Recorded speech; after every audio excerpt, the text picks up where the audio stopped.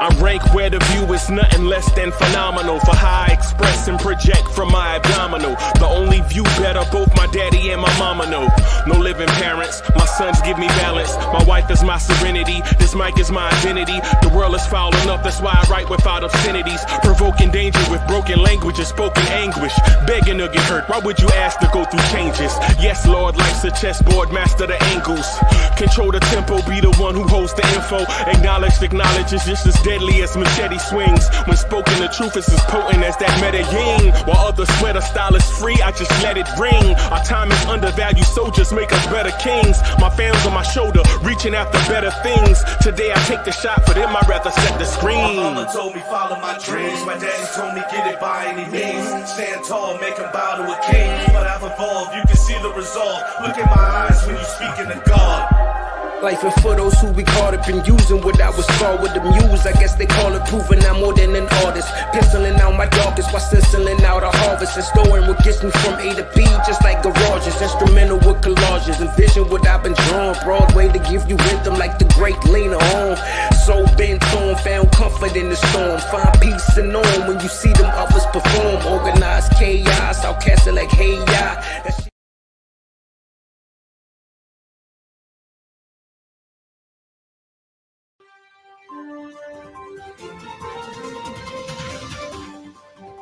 I heard a rumor, this guy right here, J Boogie, presenting Knicks in the booth, is gonna be fire. Hey. They say we everywhere. We all over the place. If you don't see us, that means you ain't nowhere. You heard? We all over. The headline of the city, the post paper, the daily paper, everywhere in the city. Knicks Chronicles, baby. Let's get it. When you talking to Knicks, we the biggest. Fan base in the league, we the biggest. When you see them, you tell them they the biggest. The most loyal people, we the biggest. When you talking to Knicks, we the biggest. Fan base in the league, we the biggest. When you see them, you tell them they the biggest. The most loyal people, we the biggest. It's game time, tell them, yeah, we outside. You know my voice, the young Mr. Clyde. They say this year we blessed this, some new hope. I'm courtside next to Tracy Morgan Road. We so official, every game is sold out. You see the fans, stars, them carpets rolled out. I'm on this track, NBA, no bleach report. Don't even ask for a short, this ain't a Newport. Flash report, tell them this is just in. You see Max outside, just don't let him in. I walk the streets every day with some grown men. I go left, cross back like I'm Brunson. Who that is? J Boogie, I'm so nice. I need a little bit more than yesterday's price. When you see him, you tell him, your boy, I'm locked in. I'm well surrounded with fans, we in the garden. When you talking to Knicks, we the biggest. Fan base in the league, we the biggest. When you see them, you tell them they the biggest. The most loyal people, we the biggest. When you talking to Knicks, we the biggest. Fan base in the league, we the biggest. When you see them, you tell them they the biggest. The most loyal people, we the biggest. If you ain't orange or blue, then you can't relate. I had them toxic boys that air your Twitter space. A lot of people right now, they on clickbait. I had your forehead looking like you're Stephen A. All the real creators be on the podcast. Take a look at the chat, you get my broadcast. The forecast is scattered with a lot of rain. My 4 poison pill jerk by Danny Ainge. New squad, new season, it's a new team. Shout out to Harlem Girl and Miss Geraldine. Play the youth, the kids, they gon' play hard. For 4 years, I just signed a 9-guard. The way we look right now, this a Nick thing. I might bring with the flow, so this here bang. Shout out the real ones that'll stay loyal. All the Nets fans, we know it's disloyal. When you talking to Knicks, we the biggest. Fan base in the league, we the biggest.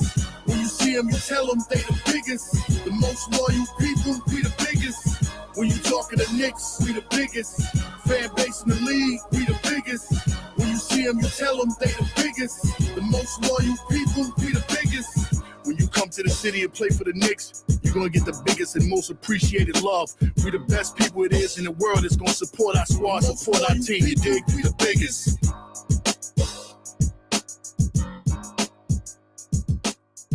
New York Knicks, we are the biggest. This is Jen from Knicks Army fans, and I want to let you know right now, if you didn't know before, New York Knicks We the biggest, baby. Let's go. Let's go.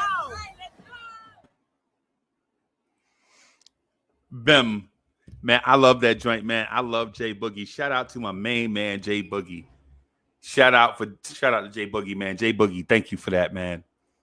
You are now rocking with the best. Welcome to the Knicks at Night podcast. I'm your main man, Uncle Freezy, in the building. Welcome to the Knicks at Night podcast. Y'all want this party started.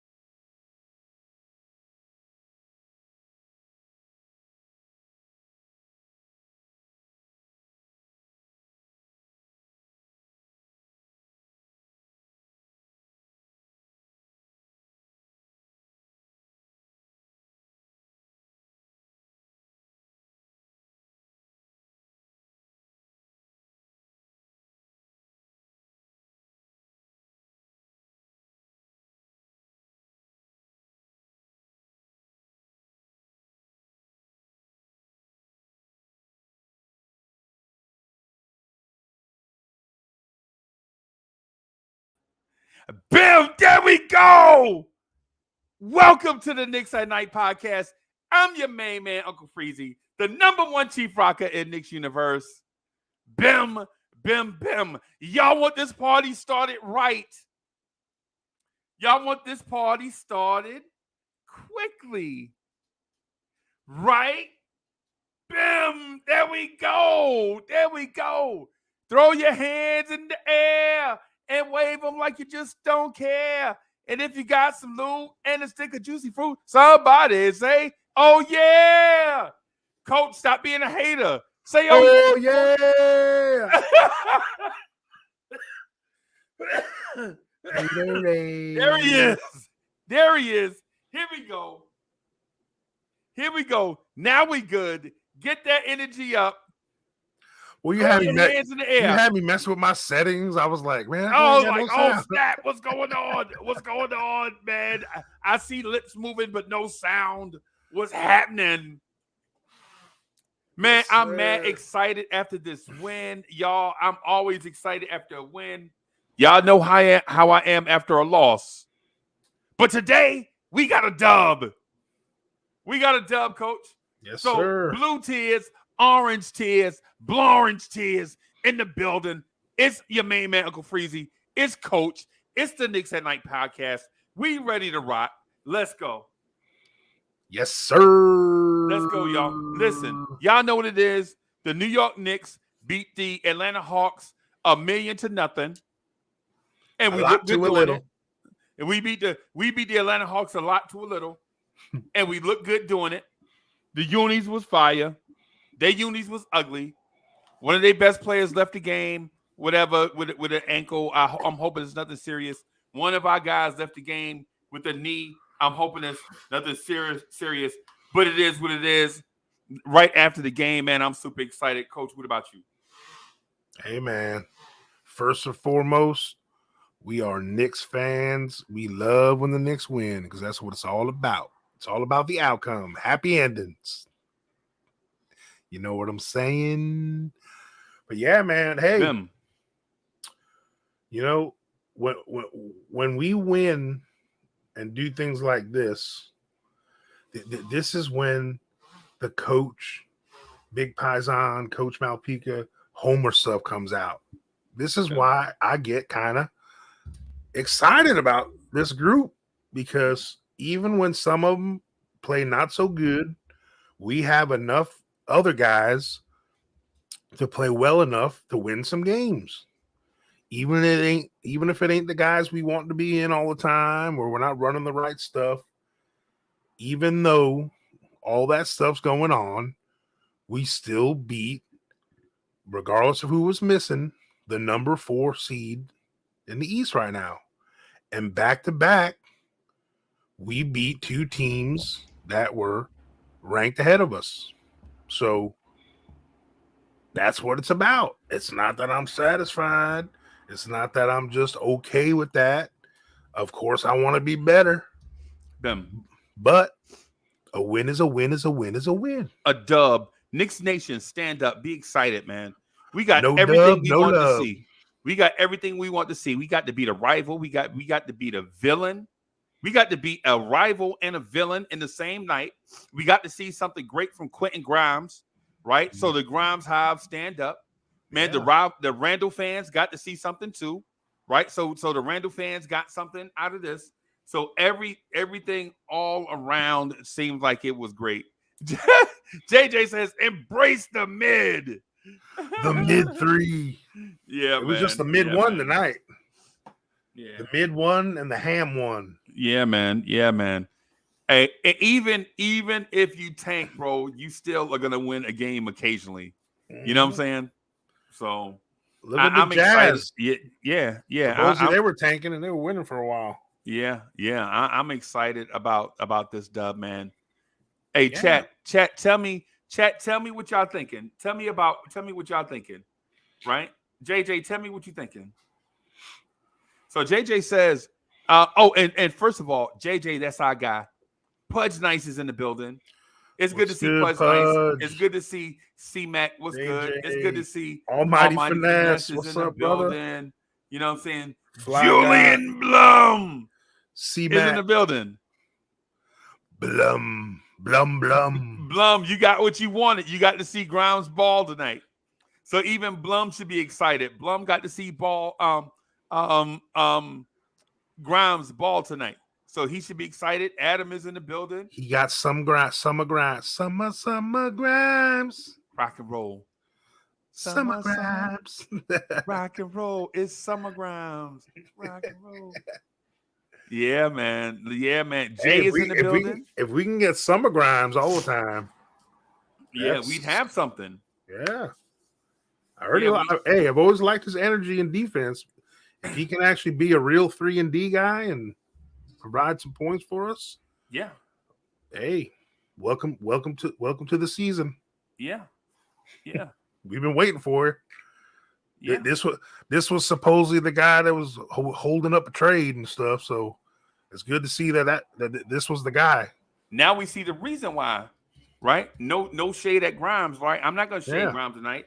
He didn't play like a ham sandwich tonight. No. I'm not ready to remove the label ham sandwich, but tonight you got to give that man credit for balling. He balled out tonight. Yes, sir. He balled out tonight. Hey, JJ, listen. I'm gonna put it like this. I don't dislike Grimes. Mm-hmm. I dislike all the hype surrounding Grimes. Right. That's where the ham sandwich title came from. Not because I dislike Grimes, but when he was being drafted or at blah, blah, y'all already know the story, right? But once a Knick, always a Knick, right? And so people were calling him Klay Thompson. Well, tonight he looked like Klay Thompson. Fine. Yeah. And I want to give him his credit. Let's see what the East standings are now. Someone asked that. I'm gonna look it up. Yeah, man. Let's see where it's at. I want to let me expand it. Really? I'm excited about this win tonight, bro. I ain't gonna lie. Yeah, hey man. It's I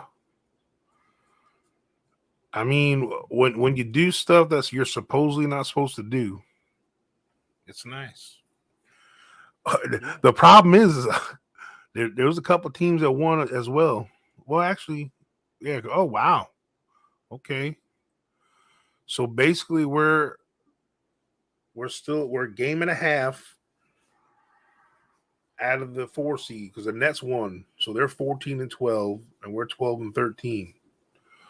So we're 1 behind in the loss column and 2 behind the win column. So they've had a couple more games, but everyone, it's a log jam, bro. It's a log jam. We from 4 through 12, there's only about 3 or 4 wins to separate.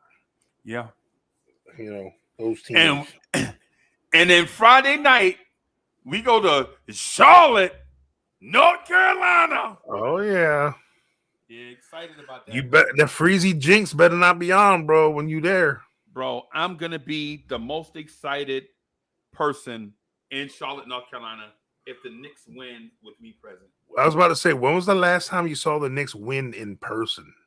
1989, 1990. Get out of here, Coach. I swear to God, that shit ain't funny, Coach. Nuh-uh. I'm sorry for cursing y'all. Coach, don't call me out. It ain't been that long, Coach. Coach, you've been knowing me for a while now. Like, we had known each other long, right? But think about it, man. Do I present myself to as one of those people that would just like tell a flat out lie for nothing? I mean, bro, I'm telling you, you might exaggerate the story for effect, but not the Janet Jackson story. The Janet Jackson story. Sometimes I will stretch that out.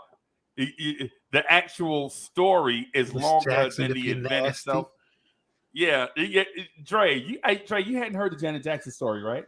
Oh no, I heard it. Yeah, I heard it. The story is actually longer than the event itself. Because I gotta add the details in there. I mean, it is Miss Jackson. You gotta have all the fun details. You gotta remember everything, like a Kodak moment. Yeah. Because the event was like 3 minutes, but the story is like 2 hours.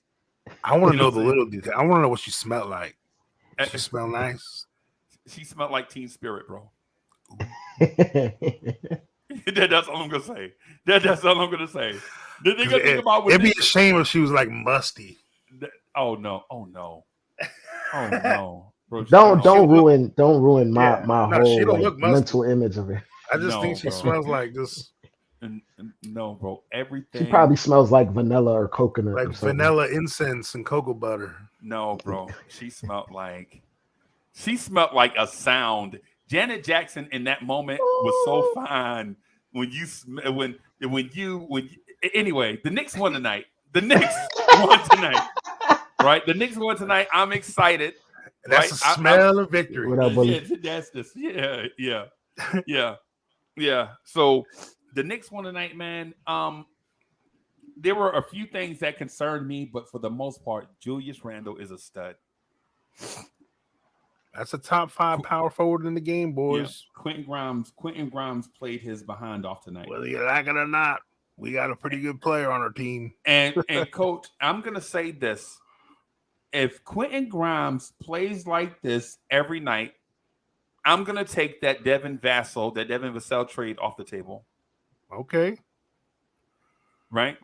I mean, Devin Vassell is better than a lamp that switches from orange and blue, bro. You know what I'm saying? Oh, you got one. God dog it, Coach. You got everything. Coach, you got everything, bro. Dang it, we so jealous. We're so jealous of Coach.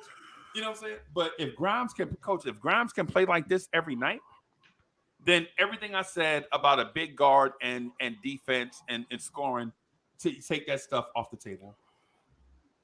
See, because tonight we whooped the Hawks, and Brunson didn't even show up. We out-hawked the Hawks. We actually shot pretty good. Yeah, man. From 3. We played pretty, like, outside of Randle going off, we played pretty mediocre on offense, in my opinion. Yeah. And we shut them down, mostly because our defense was really good. Yeah. Our defense was really good. Yeah. But look, you know what? Playing good D like that, it creates opportunities to get ugly, easy buckets on the other side sometimes. And we still scored right around league average, 130. If we could play above average defense and average offense, that's a win every game. That's how we functioned the first year, Tibbs. We played well above average. well above average defense, and Yeah, we played average that offense. that is and has always been. If anyone has been a Knicks fan long enough, that's the Knicks MO. Buddy Ryan. Yeah, Is Buddy Ryan play great defense and just give the ball to Keith Byers and Keith Jackson. it's not fun to watch sometimes. Nope. It's not, and you guys look. I love a good entertaining basketball game. I want to see dudes dunk and guys hit threes and guys be super athletic and awesome. I love seeing that stuff. I'm a coach. I'm a fan. I'm all that stuff. I love seeing all that stuff. But what I love more than that is when my team wins. And I don't care if it looks like hot garbage. A win's a win. And I'm more happy in a win. And it doesn't mean I'm satisfied with, like I said, with the trajectory or how it was done, but it's a win. And that's what I mean. I'm not going to tell you how to fan. You know, fans can be happy or sad at how they want to be with whatever outcome or how it was done and all that. Right. But I'm a fan of this team, not just for the entertainment value. Okay. Like, because we did the D'Antoni stuff where we were a little more entertaining and high pace and all that. But the results weren't there, unfortunately. The end results that we really wanted. The end result, right. Yeah. So it's one thing, like, hey, do you like watching the Knicks on MSG or on ESPN?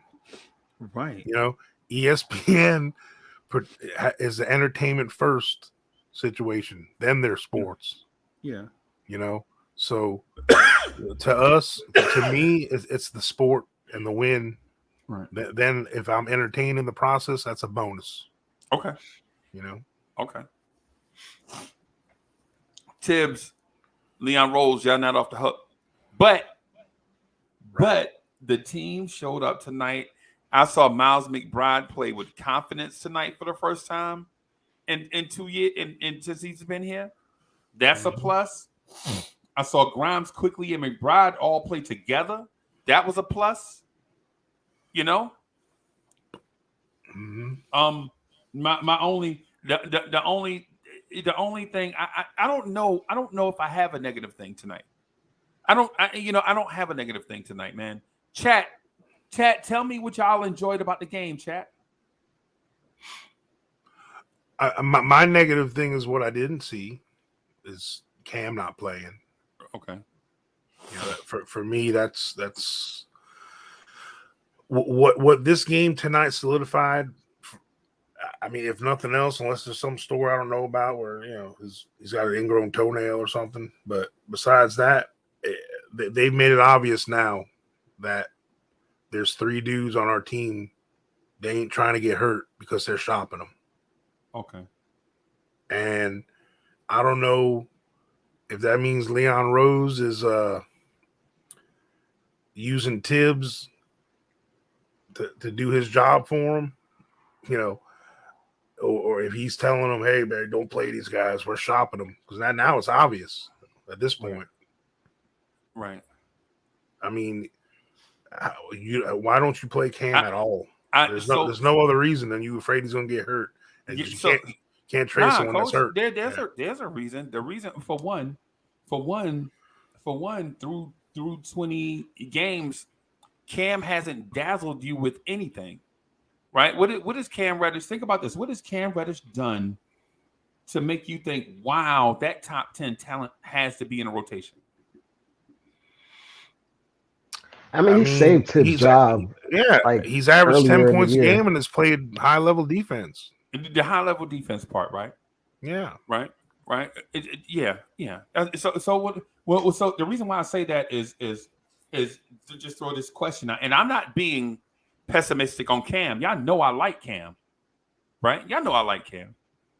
During the summertime, I pounded the table for Cam. We were trying to. You remember we tried to find all those obscure stats for Cam. You know what I'm saying? Mm-hmm. All the positive obscure stats for Cam Reddish. But for a top 10 pick, I mean, how many top 10 picks can you save? I think the Knicks organization says just flat out made a choice. they're going to try to save Obi. They're not going to try to save Cam. Obi is the guy that they're going to pay. They're not going to pay Cam. And if you're not going to pay Cam, right? If you're not going to pay Cam, then why run the risk of Cam Reddish getting hurt before you can trade him and get something for him? Right? Because the thing about it is if they had picked Cam Reddish over Obi, if they had picked Cam over Obi, right? A lot of things would make more sense schematically, right? Cam automatically is the 3-4 off the bench. Obi rides the pine, gets no minutes until you trade him. You get to see more RJ Barrett as the small ball 4. You get to see lineups of Brunson, Grimes, Brunson, IQ, Grimes, RJ, Randle, and small units that everybody can dribble, pass, and shoot. You know what I'm saying? That's just the case if Obi was the one on the trading block. But the Knicks clearly value paying Obi over Cam and may value paying Obi over Quickly, and that may be the reason why Quickly's name is on the trading block. You know, how many of these young guys are you really going to extend? Now, does it make sense in a basketball way? No. Because you don't have a logjam at the 2 and you don't have a logjam at the 3, right? But if you keep Obi, you have a logjam at the 4, right? And Obi can't play the 3. Obi can't play the 5. Randle can't play the 3, and Randle plays the 5 in limited minutes, right? Yeah, and the thing is, like, it comes down to like the thing I always say about how many projects you're gonna have. Like most teams, when you extend somebody, like the guys you want to extend on their rookie contract are guys that all of a sudden they're starters for you, they're stars, you know, in the making. Right. Like we've already done, we've already extended Mitch and we extended RJ. Right. You know, you can't, and they both still haven't reached what we're hoping we're hoping you can't have 4 extensions on 4 maybes. You need like 2 short thing extensions and 2 maybe extensions. You can have 2 maybe extensions, like you hoping they turn into something extensions. Right. Because ultimately you still want to bring in a star. Yeah, because you're gonna lock up money you can't have open to bring in someone you need here. Right. So what we're hoping is, real quick, Al, what we're hoping is when we get rid of D Rose and Fournier's contract, and then that's 32 mil. Yeah, that's 32 mil right there. So that's one guy. That's pretty good. Right. Hopefully better than pretty good. And then we can either get a younger dude that we can get for a bargain, you know, and then we'll see where we're at with the maybes, the maybe contracts. Okay. So if Quickly and Cam is on the trading block, and if they get traded, to what team and who we getting back in return? Well, I think it's wide open. It's wide open. Yeah. I think it's a 4-man thing. You know, it's obviously Fournier, Rose, you know, Quickly and Cam are the names that are expendable, floated around. Right. So in exchange for that, I mean, if you want to go through rosters as far as that goes, it's got to be. Coach, let's do it one at a time. So if all 4 are expendable in one deal, who do the Knicks go get? Well, in my mind, it's easy. If all 4 of those guys are expendable in one deal, there's only one bad contract in the NBA that you can go get and get draft picks in return. Talking about Russ? And his name is Russell Westbrook. Yep. No, hell no. My thing but is Adam, like, it's for a different reason you think, Adam. It's not because, you know. It's not because Russell Westbrook is going to come here and play. And be Russell again, you know. Yeah. It's like trying to get a pick out of them, but the word is the Lakers aren't trying to give up any picks. They'd rather just wait it out and just let his contract expire and sign like Kyrie or something in the offseason. But Yeah. the way Yeah, 'cause- AD is playing right now, it's almost like forcing their hand to do something. So they Right. don't know. They don't and, know exactly right now. and then the thing is, And with they them, lost. They lost again tonight, right? Yeah, because bad. AD Yeah, didn't yeah. play. AD Yeah. and LeBron didn't play. Yeah. And So- the thing is that they need to they got to think about post LeBron, AD's over And it current LeBron. And Yeah. current LeBron. Because LeBron is not getting any younger. right. But no, I'm saying like they gotta realize they gotta have some assets left for when he ain't Yeah, and him like, anymore.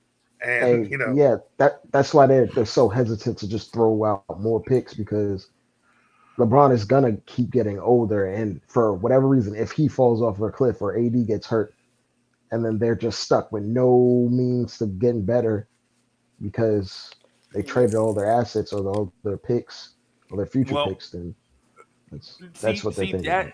See, Dre, that's where the deception is. The deception is that a team full of stars with no cap space and no draft picks can't get draft picks, right? But every team values that situation. No cap space, no draft picks basically means that you have a Anthony Davis and a LeBron James. Now, if I told you, the Nets didn't have either of that before they got KD and Kyrie. They had nothing. They had absolutely nothing over there. right. Yeah, but the thing is, what's crazy about their situation though is they had the Knicks bubble season. They had that. Yeah, they had. Let's win as they had like the journeyman team playoff. Yeah, but they pieced together some assets. Right after that. Okay. Go ahead, Free. Well, where I'm going with the Lakers thing is if LeBron gets so old that you can't do anything with him now, and he just signs with the Knicks because we have Bronny, you can always just trade Anthony Davis for multiple draft picks and start all over. True. Mm-hmm. These are the things that when you have assets, the world is your oyster, bro. It's when you're like the Knicks, where you're in the middle, where you think you have assets or you hope your stuff is valuable. Like where the Dallas Mavericks are right now, outside of Luka, what do they have? Guys, just guys, dudes, just a guy. Right? Christian Woods kind of built up a stock a little bit this year. You know, Tim Hardaway Jr. kind of a little bit. You know what I'm saying? And if you're the Knicks, you have guys. You just have a bunch of dudes and a bunch of draft picks that are not really that appealing, except your own. You know what I'm saying? So what I'm getting at is Coach, if the four guys that you mentioned are expendable, Cam, Quickly, Rose, and Fournier, for one, when you trade them for draft picks, the Lakers do have young players now because they have Cam and Quickly, right? They have Cam and Quickly to the Lakers to play with LeBron and AD, right? They get rid of Russell Westbrook. You know what I'm saying? And I'm not trying to. And listen, the way it's looking like the way I think it's looking is it's gonna be like Cam and Fournier, and Cam is the sweetener for them to take Fournier's contract. That's how, because the Lakers have always had interest in Cam. So the reason they would take on Fournier's contract is because the interest in Cam. And I feel like IQ is just being used like as a sweetener in any type of deal to make it work. Yeah. But Dre, what I'm talking about in like a pure basketball, like on the court, what I'm talking about is Derrick Rose helps a playoff contender. That is what the Lakers want to be. Evan Fournier addresses an issue that the Lakers desperately need on the floor. Mm-hmm. Shooting. They don't have it. They don't have spacing.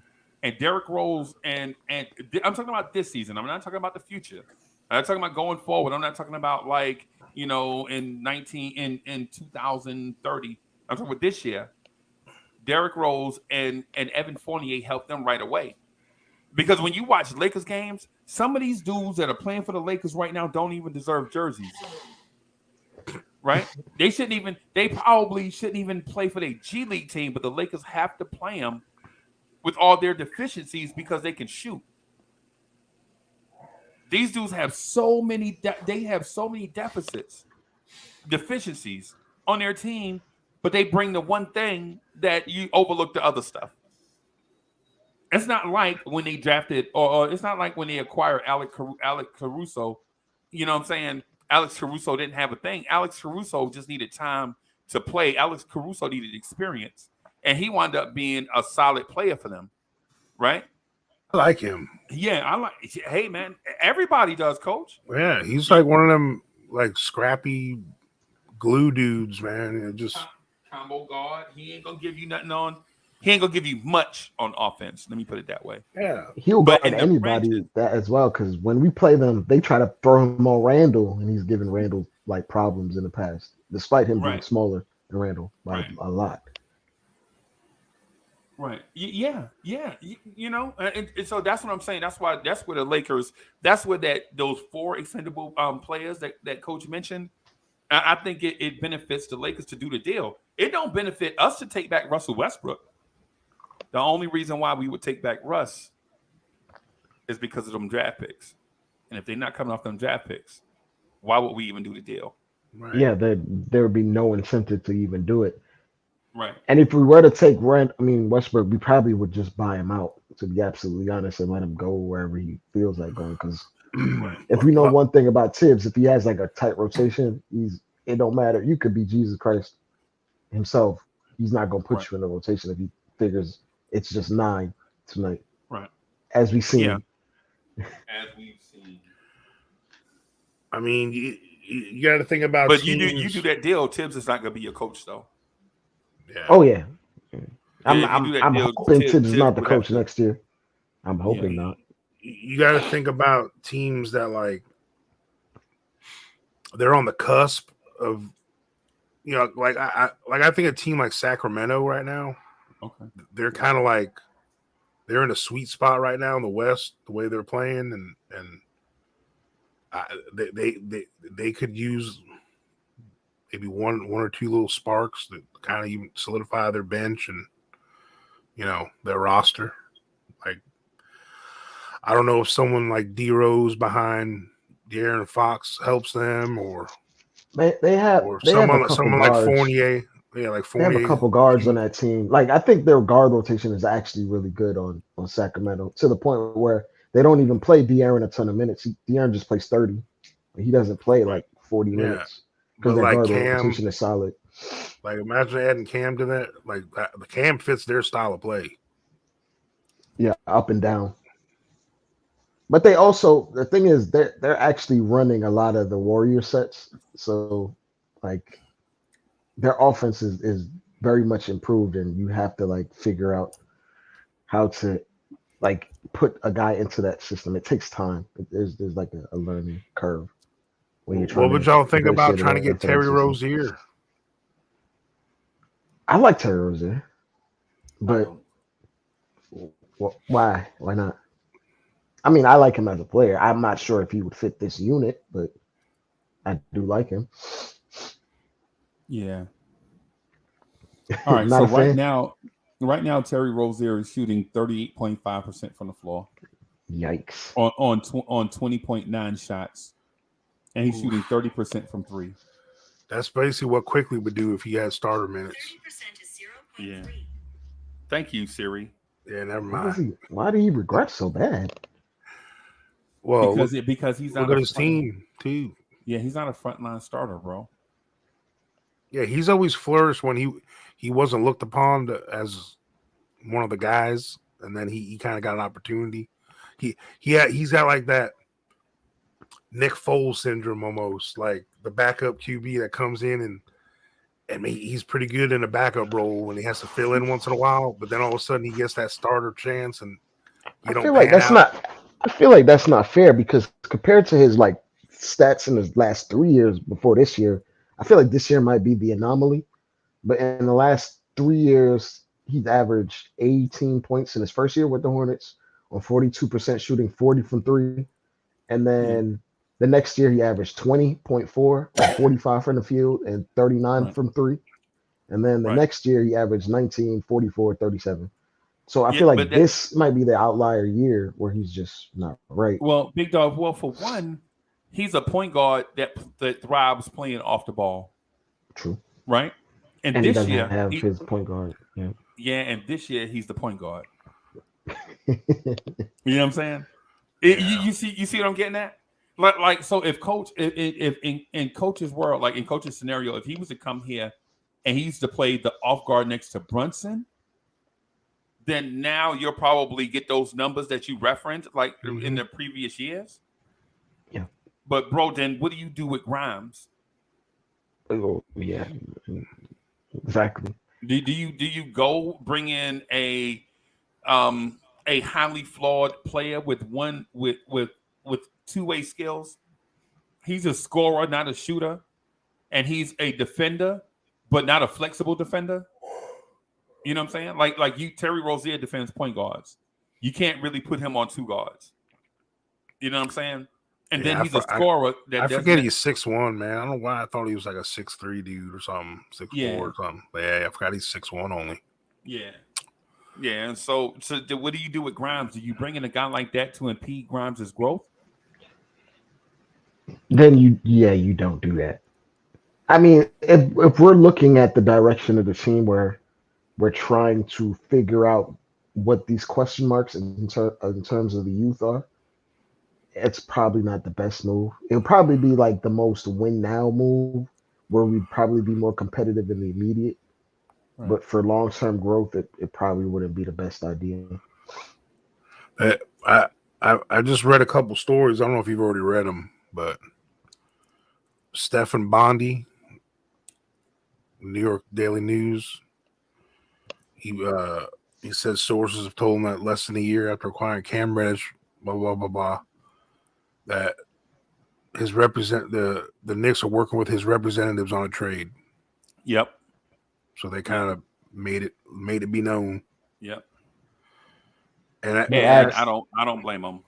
They asked Cam after the game, and he said, "Y'all know more than I know." Yeah. Yeah. And there's a few people talking about, the four that we just said, but also it's funny. Like, I guess someone asked Nate McMillan. He's like, he's a little surprised that it hasn't worked out for Cam Reddish. He thought that he had a defensive-minded nature that would fit with Thibodeau. Even Nate McMillan said that. Right. I mean, that's the part for me that's weird. Like, you can say what you want about his attitude or shortcomings or whatever it is. Like, I'm not in their locker room. I don't know what he's like, But as far as what he showed on the court defensively, that alone gives me a glimmer of, man, I mean, what else is going on that they can't make that work?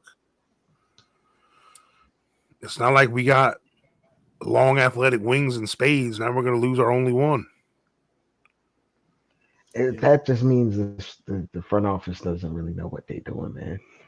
It means that I'm going to say this, and I'm going to backtrack a statement that I made when Tom Thibodeau first got here.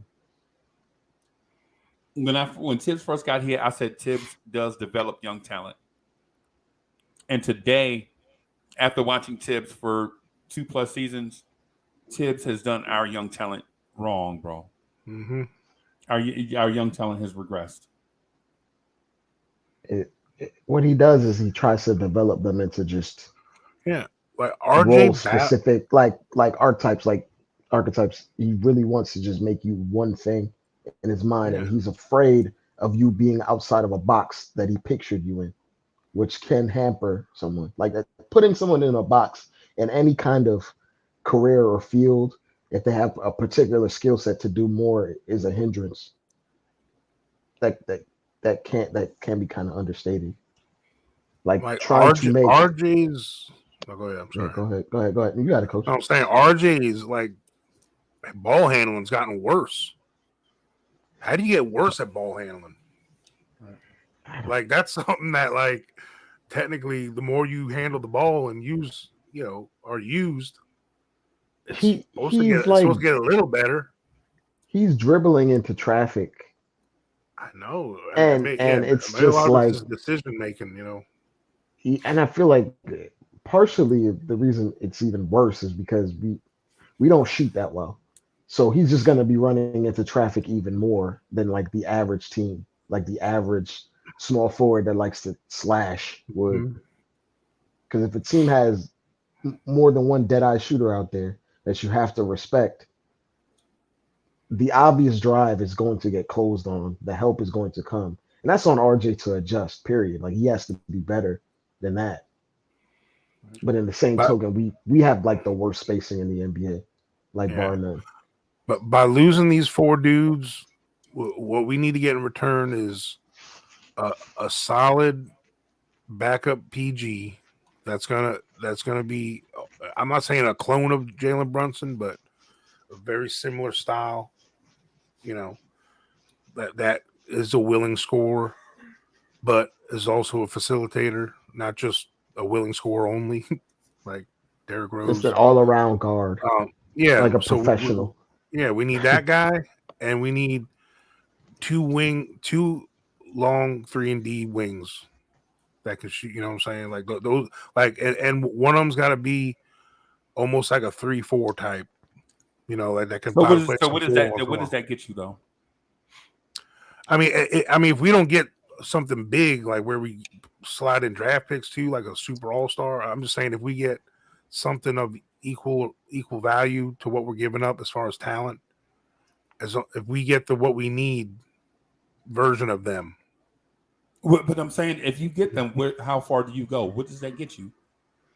I mean, I just think it solidifies a couple of holes we have, and like some of these games maybe that we lost.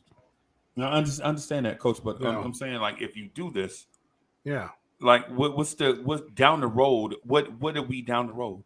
Like, what does that turn you into? Does that? I don't understand like why we would do the move if we don't understand what it will make us. It makes us better overall team. It's just upgrading what fits with what we have. So it takes you from 40 wins to 44 wins. I mean, yeah. I mean, like I said, now what I really want is if we can package them guys up with some picks and get a star, that's obviously would be the best scenario. So what level of star are you talking about though? I'm interested in that. At this point, any level of star like that, we need. And I'm not just saying just get anybody just because they've been an all-star, but at this point, any upgrade is going to help our team, right? And if we got to package up RJ to do it because we got to get some stud small forward that's a perennial all-star, then bye RJ. Sorry, man, my patience is running a little thin on him now. Yeah, but no team's gonna that RJ contract, bro. Yeah, the reluctance. But it would have to be like a completely disgruntled guy that's like already on a max deal. For every pick we add to RJ's name in the deal, that each million looks a little less, a little more to take on. Like it's more tolerable. I mean, because maybe some people see that. Look, hey man, them guys are messing up with RJ over there. They don't even know how to use him. If we can get him, we could probably work with him and make him into something. Who knows? You know what I'm saying? I don't think he's consciously. Oh, I got the bag. I've stopped playing. And I don't think it's a conscious thing he's doing. Obviously, it just stuff ain't clicking, bro. Something's wrong. So, oh well. The parts just don't fit here. Just to be absolutely honest. So. Whether we like it or not, Julius Randle is more reliable than RJ. Oh, absolutely. So that's not even as far as up for debate. As far as the immediate plans for the next 3 to 4 to 5 years, whether y'all like it or not, Randle's, at least for the rest of his contract, he's a dude we got to stick with, and it's up to our front office to make sure he's only a little piece of the puzzle instead of being the most important piece. Like that's how they're gonna rectify and justify keeping him. Because if you keep Randle to be the best dude on your team, you're retards. I mean, R word. I mean, yeah, man, easy. Sorry, yeah. You have. Well, technically, if you want to be medical, you have a mental retardation if you have under 100 IQ. So, I'm a nursing professional. They are mentally retarded. But you didn't say good. Okay, I'll fix how I said it. Coach with all. Sorry, that wasn't very PC. Yeah, Coach with all. I didn't say they had Down syndrome or nothing like that. Coach with all Cal Norton Jr. And for the sponsors watching, I'm sorry. I do try to control this. I do try to control this, bro. They want the channel to I'll stay. say it with more stay hood. Of a retard. Just say you're delayed. Just say you're a little delayed. Or are we really in that sense of society now that even the R word is a thing? Come on. Yeah, we are. We are. We certainly. Yeah. You can't really drop that. Yeah. Well, I'm a medical professional. The point I was getting at is with Coach's thing is name some players, bro. Coach, don't be scared because Dre is here. I know Dre like to pick us apart. You know what I'm saying? I ain't scared of Dre analysis. Coach Dre is waiting for us to say something so he can pick us apart, right? But here's the thing. Here's the thing with Dre. With Coach's scenario, I'll say it for Coach since he's scared to say it in front of you, right? What I would do is go get Mike Conley and Terrence Ross. Mike Conley and Terrence Ross, and you can get both of them cheap. DSJ, the Orange Tears chat room deserves better from me. I'm sorry. Wow, I don't mind Terrence Ross. Is just he don't play no defense. So I know Tibbs will just get pissed off with him. Just get so angered by seeing Terrence Ross's effort on defense. Yeah, but the thing about it is with Tibbs, you can't let. Bro, what I've learned is you can't let Tibbs feel like he controls everything. Oh yeah, it's what Nev said earlier. Yo, somebody just threw something on your bed? On my bed? Yeah. I don't think so. Okay. Do I got a ghost? I don't know. Maybe it's Michael Beasley, the ghost of left-handed Melo. Yeah, but coach, yeah, man, in your scenario, the reason why I was trying to get you to go down the road on it is so that you can name a player so that people can understand what type of player per se that you're talking about. I mean, preferably one of them's gonna be young, right? Like a young up and comer, I think the PG's got to be a vet, a solid vet. A nice pro, and the third guy, hey man, could be a disgruntled situation on the other team. I got to look at some rosters again, but let me look at some while we're chatting. How do you like Rui Hachimura? Oh, I've said in the past I like him, bro, because he's got that little 3-4 combo situation. Yeah, and he can shoot. And he's not gonna start with Kyle Kuzma on that team. Right. I saw Kyle Kuzma might demand $20 to $25 million when his contract is up, which is like, I wouldn't do that, but someone might. So. Why don't we revisit your idea from earlier, the Primo situation? Josh Primo? Yeah. I suggested that? I don't think I did. No, Freezy did. Oh, well, you still be scared to accept it. I thought he was cleared.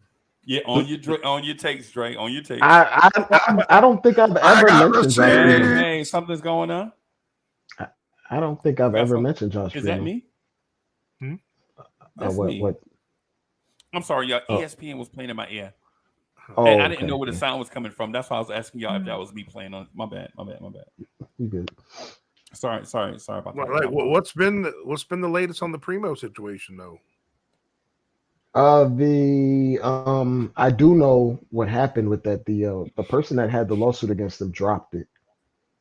Yeah. Which could mean a multitude of things, like he settled out of court, all that other stuff, just to save his career. Who knows? But I mean, that woman as a professional, and I know money and zeros help you become quiet, but yeah, I mean, think if he was it's up still to me, pretty I young think in his career. You know what I'm saying? I don't think he has that much money to keep someone like her quiet about it. I She's got mean, to be honest, her own he was still reputation in the business. You know what I'm saying? he was still an early draft pick, so like he still make it. Whatever he makes is a lot more money than what she makes. So he could throw like $500,000, $600,000 at her or whatever, and that can change somebody's mind. Yeah, but I'm saying someone like her though, she's got he can play basketball again. She's got to get another job. She got to do it. True. You know what I'm saying? So, but if you have like that sort of thing on your resume that you work for an NBA team, you're probably gonna bounce back pretty easily. Yeah. Well, that's why I was wondering, like, what was the settlement? Was it a settlement? It's never been mentioned. All we know is that she dropped the lawsuit or something. She dropped it. Mm-hmm. So that means if you put two and two together, it was probably settled. Because people don't make those accusations. Corey Kispert? Yep. He's all right. He's a good shooter. I don't know if Tibbs would like him because he likes defense apparently now in his wings. So if we having a hard time playing Fournier, I'm not sure he would play Corey Kispert very much more. But these moves are like dependent on like this year and trying to give Tibbs guys that he can use, right? Is this what we're like trying to? That's like what I was asking. Short-term deals, like that's what I was asking Coach. Like, what does this get us? Okay. Like, what are we doing it for? I mean, I think there's two routes. Number one is if we can package something and some picks and get an all-star. Ooh. Then yeah, hell yeah, I'm for that move first. But secondary to that, if the right one ain't there or one can't be had, then the latter. Like the thing I said, like I think we definitely need two long. Like hypothetically, better not be nobody less than 6'7". Both of them gotta be 6'7" or taller. Hypothetically, and I'm not a height snob, but when it comes to that particular need and position, we need someone that can defend multiple positions. And when you're shorter than 6'7", you can only defend so many positions. Yeah, like 1, 2, 3, instead of like 2, 3, 4. Right? Yeah, because watching Quentin Grimes get backed down by Luka 8 times in a row isn't really like Grimes can cover our, he could be our 1, 2.5 guy. He can cover most threes. He just can't cover no Luka type. Right. And then like we need another guy that can cover 3, 4s, and 5s, or 2, 3s, and 4s. Right. And hypothetically, if the Bulls were to go in a tank and just blow it up, would you take DeRozan? Yes. If it meant moving RJ and a few other, especially if we get Patrick Williams, RJ a first, and I don't know who's expiring.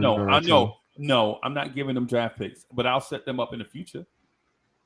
I'll do like a RJ Obi, a RJ Obi quickly, but I'm not giving them draft picks. And they'll say something like, "Well, if you don't give us draft picks, you can walk out of here without DeRozan," and I'll be like, "Okay, right, like, okay, you feel me?" So we're so ahead of you in the standings. Yeah, right. And we're the Knicks. Yeah. You think I'm gonna give you our first round pick so y'all can draft Amen Thompson and he turned into Penny Hardaway? Are you? Oh, y'all. I could pose the opposite. Okay. What if someone came knocking looking for Randle? What would have to be offered for you guys to consider it? Oh, To even it better consider it. it better be a multi-level all-star, bro. But that's the only way. Because here's why. You got to replace his production in the box score first and foremost. Okay, hypothetically, what if we had another 3 and 17 months and someone came knocking for Randle? Then what? Oh, wait a minute. I didn't even get a chance to do the first thing. Hold on, slow down. Let's do the first things first. Okay. The first thing first. If somebody came knocking for Randle, right? What would I be willing to accept? Mm-hmm. All right. The first thing I want, because they're going to have to match salaries more than likely, because 28 of the 30 teams are over the salary cap. So I want an expiring contract, right? The contract that you give me has to come off the books next summer or this summer coming, summer 23. Finesse. Right? Right. I don't need a young player, but if you give me draft picks down the road, if you give me 28 and 30, right? Or if you give me 27 and 29, I'm okay with an expiring contract and a draft pick in 27 and 29 or 28 and 30. Okay. And I know that sounds like a little bit for Randle. And that sounds like a little bit for Randle. But in this scenario, I get to keep Obi and I get to keep Cam. Well, that's not going to happen. So that's too hypothetical because Cam's gone. Not if Randle comes off the books. If Randle comes off the books and the expiring contract next summer, that means you have money to pay Cam. Yeah, but that's not why Cam's being shopped. That is why he's being shopped. Because we can't pay everyone. You can't pay all these dudes, these contract these rookie extensions. I understand, but what I'm saying is they've already made a decision who they'd rather pay. So making that what if, you can't come back and backtrack and be like, all right, never mind, Cam, we didn't mean it. But in this scenario, Dre offered me a hypothetical. It's not a real life thing where somebody came in. You know what I'm saying? I'm operating as if this is the hypothetical situation. I'm not in favor of trading Randle. You know, I'm a Randle fan, right? That just sounds to me that's like just getting rid of Randle to get rid of Randle move and going in to all the Randle. Well, I mean, if you're getting two first, that's not just get rid of him to get rid of him. But how? And me? I'm a Randle hater? No, not you. I'm saying that move is, to me, that's not getting enough. That's not getting enough. Not all it is. It's alleviating a logjam. It's because here's the thing: if you put a logjam, we got one in a maybe at that position. No, it's a logjam. It's a logjam because your top 8 pick can't even get on the floor and play starters minutes. It's a logjam, and so the thing about it is while I don't dislike, I'm not in that group that hates Randle. No, I right? know. But we have to look at things for what they are in that scenario where if you move Randle, right? If just one team came knocking and they made this offer, like what would you take for him? And I'd say the offer starts with this certain stuff, and they offer it up, I have to take it, right? Because for one, now Obi gets to play 35, 32, 33, 34 minutes a night, and we can see what Obi does. And now Cam gets to be the backup 3-4. Right. And now you get to see Cam 26, 27 minutes a game. But all I'm saying is I think if we give Obi that opportunity, all he's going to give us is Randle's production and points with worse rebounding and a little worse defense. But better 3-point shooting and better floor spacing. It's not. I don't view it as just giving up Randle for nothing because 2 first round picks and it's not that I'm not saying Randle's 29 is I'm worth not a lot. he's untradeable. So I'm not even sure he's worth that. We got. I'm not sure. Yeah, because I'm not sure. Good, man.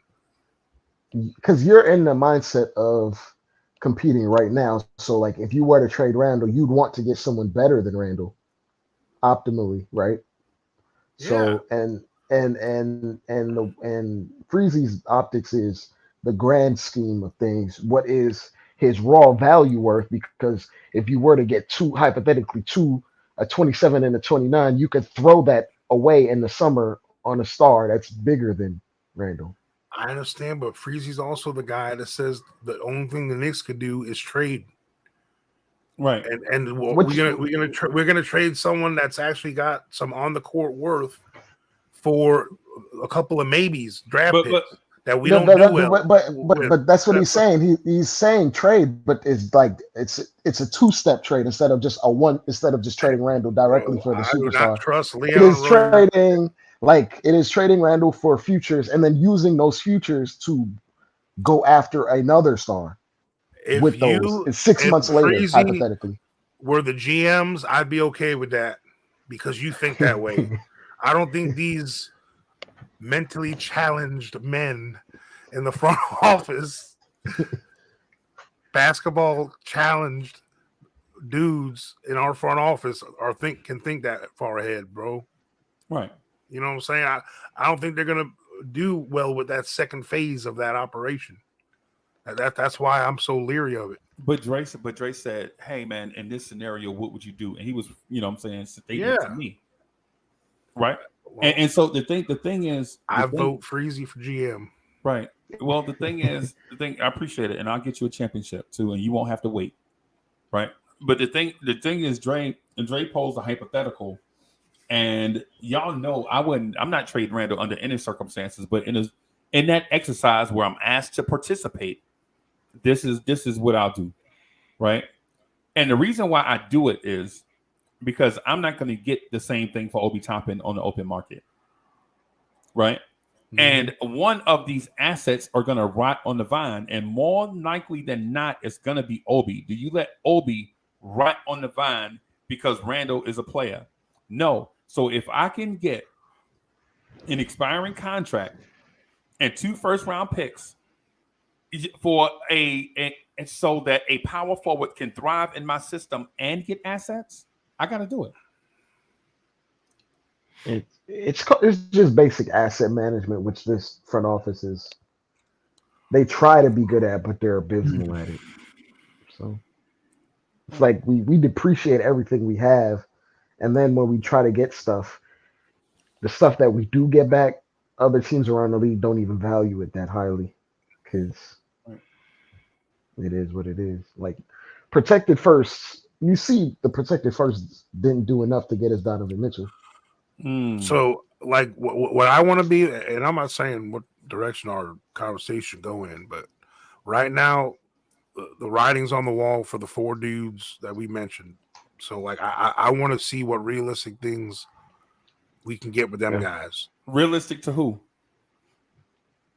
Because realistic for us.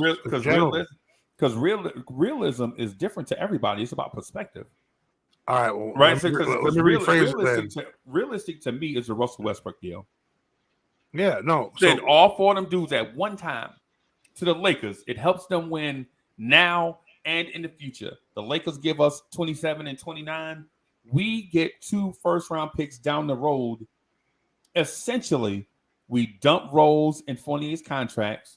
We get a pick for Quickly. We get a pick for Cam. Right? So now we replace the picks that we spent, and the money comes off the books next summer.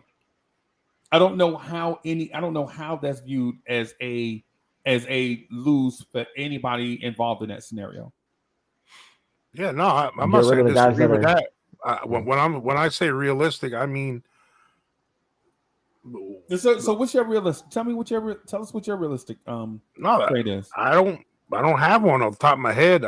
That's why I'm on a spitball with y'all. Like out of the 4 dudes we have that are looking is good. Everybody, listen, spitballing is good. Spitballing is an exercise a lot of people should exercise, and I'm not talking about like washing paper and putting it in your mouth.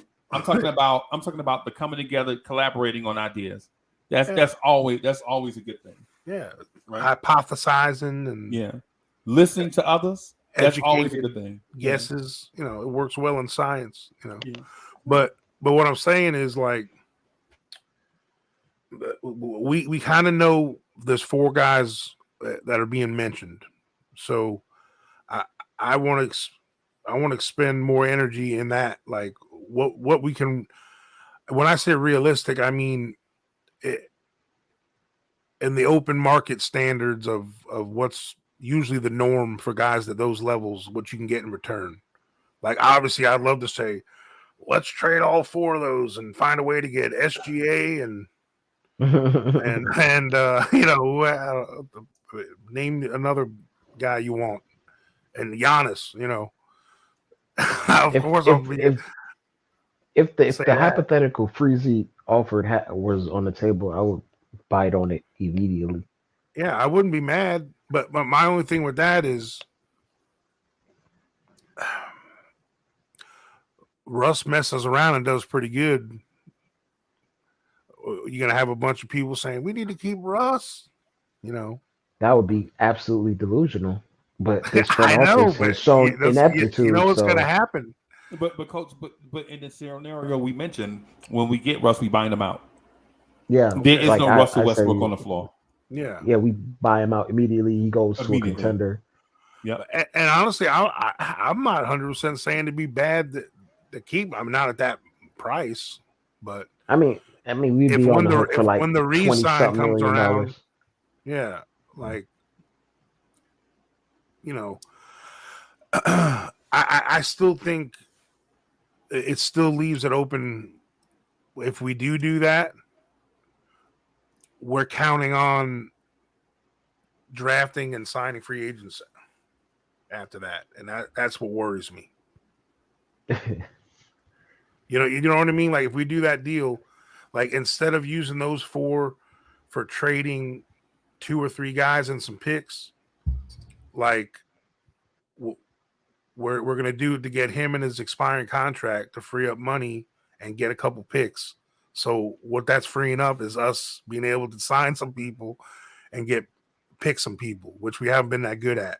That's the only thing that scares me. I mean, those picks are going to be so far out that you're probably going to use them as bait in the trade. Like, right. Well, that's what I'm saying. If you have the same team, for trade bait, then yeah, I'm all in. But that's if we have to keep it real, that's what the Knicks have been trying to do. They tried to throw all these protected firsts for Donovan Mitchell out there.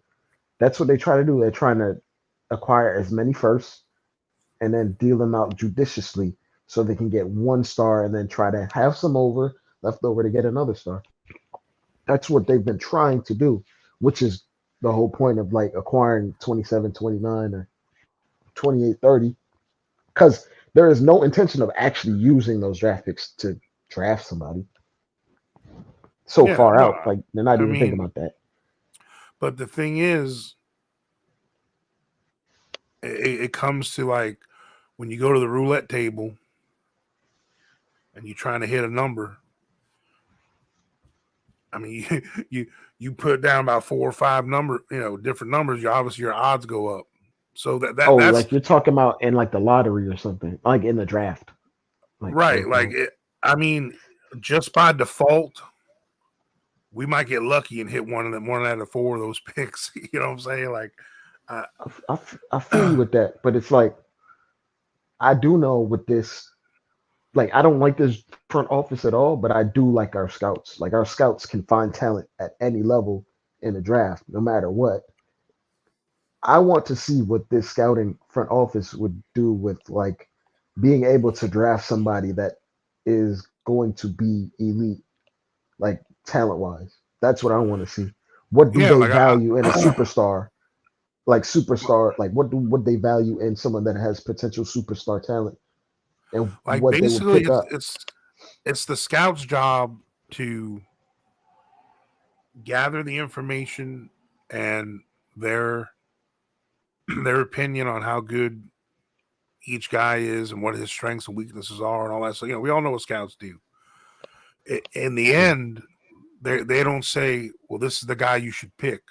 They just they give the guys who have that power the information. And in the end, it comes down to like that's why I'm sure there's some guys, the scouts were like, man, this dude, if he hits, bro, this dude's gonna be something else. But it's not the safe pick. Yeah, we It's don't not the like to talk in the chat. This regime has always favored nepotism, which is why Obi was even picked in the first place. But a lot of the picks that we've gotten outside of the Obi pick were not high draft picks. right, They were late first rounders, second rounders, and they've all been value. You're like right. if They you were get a like the role player safer. out if you get a role player out of a 20th pick and on, that is a very good thing because most of the time you're not even getting anybody rotational out at that part of the draft, which is why I'm saying the front office has done a decent job as far as scouting and picking up role players because they've never even been in the position to get the real elite talent at the top of the draft. They've always been in the late teens, 20s, and in the second round. And we've gotten value out of every part of those drafts. So I'm just interested in like I can see they can scout and they can pick up talent that is transferable to the NBA. They can identify that talent. What I want to do is I want to see if those our scouts, that part of the front office can evaluate what a superstar would be if they were to get a chance at a top five, top six pick. If you get what I'm saying, Right. Coach. Like I That's think what I they've want to see. since they've been here, they've not drafted immediate need and ceiling. They've drafted what the best value and the highest floor. Like Exactly. that's what they've done since they've been here. Like they don't pick what we really need. They just pick like, well, at this pick, this guy, he may not be an all-star, but he can help us out in the long. Like he'll at least we know he'll be a solid NBA player. Like they ain't thinking about, man, if this guy hits, he's gonna be a legend. Like Yeah. they don't pick a guy. They don't take them chances, bro. At this They point, take they don't like anybody we've gotten outside of Sims hasn't been like really athletic. If we're keeping it real. And the reason Sims even went that late in the draft was because he was older and he was behind a bunch yeah, of other centers that were more talented than him at Texas. He was yeah, like like Obi, 23 by the time he got to us. yeah, And Obi was Obi was player of older the too. year. He was the typical college player of the year that fell to 8, And he and was people 22 years old because, well, people weren't sold on his ceiling being the highest because Tyler he's, Hansborough. yeah, I'll say he's more I mean, talented than Tyler no, Hatter, no, but I'm not saying he's that, but it's like Tyler Hansborough in college. He could be dominant and physical. You know what I'm saying? It uses whatever skills he Psycho had, T, yeah, and that worked in college. But man, you know, it, it, it like there are certain things and traits and skills in Obi that is transferable to the league, but like for the in general, scouts value a guy like if Obi Toppin was 19 years old when he came out in the draft, he would have went one or two.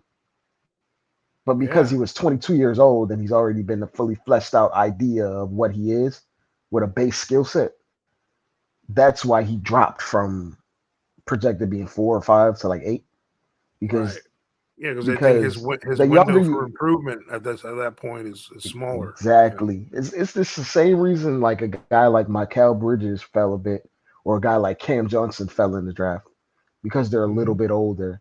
So while they're very good NBA players, Mikal Bridges is on like a $90 million contract or $100 million right now, and anybody would want a Mikal Bridges. But the idea of him being what he is now is Mhm. like he's basically hit the ceiling of what he is, and Mhm. they weren't projecting him to be this efficient or this elite on defense, which is why he fell where he fell, partially with his age. So it's just like we have. I want to see us take a chance with someone that has a high ceiling, even if it's a project. But then, if it's a project, you have to take 1 or 2 years to actually see it through, which Right, may not and be great for winning in the moment. So like that's the conundrum. I don't want to handcuff or diminish the college basketball scene at all because they have their place in history and they deserve to be relevant. I really feel because basketball is the kind of sport that, because the physicality part of it, like where, if they want to give why don't they make a legit, real rookie, like pre-rookie league?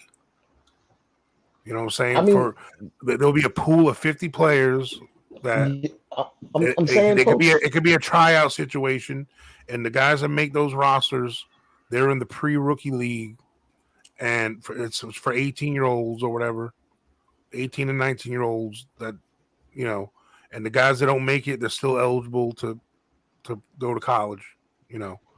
there's something similar to that. It's called the elite. What's it Yeah. called? NBA elite.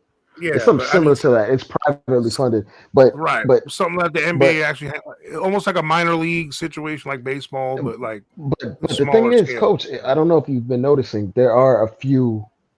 There a lot of guys, and well, not a lot, but I want to say maybe 5 or 6 guys that been drafted recently decided to go to the G League first, Yeah, and well, they're that's using what, that as a development league, and Yeah. it's more common now which because they raise the wages to it. Like you make more money now in the G right, League, which so there's I'm more incentive. fine with, but I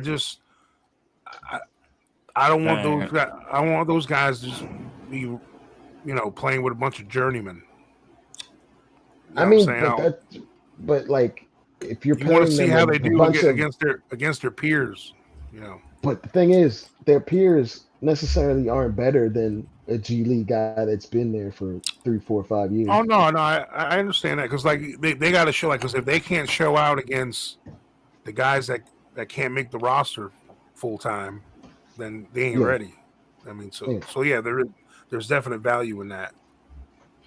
And showing out against, like, to be absolutely honest, if they were to go against their peers, a lot of, from being being a talent in high school football, a lot of the guys aren't going to turn pro. A lot of, even the highly touted guys don't turn pro.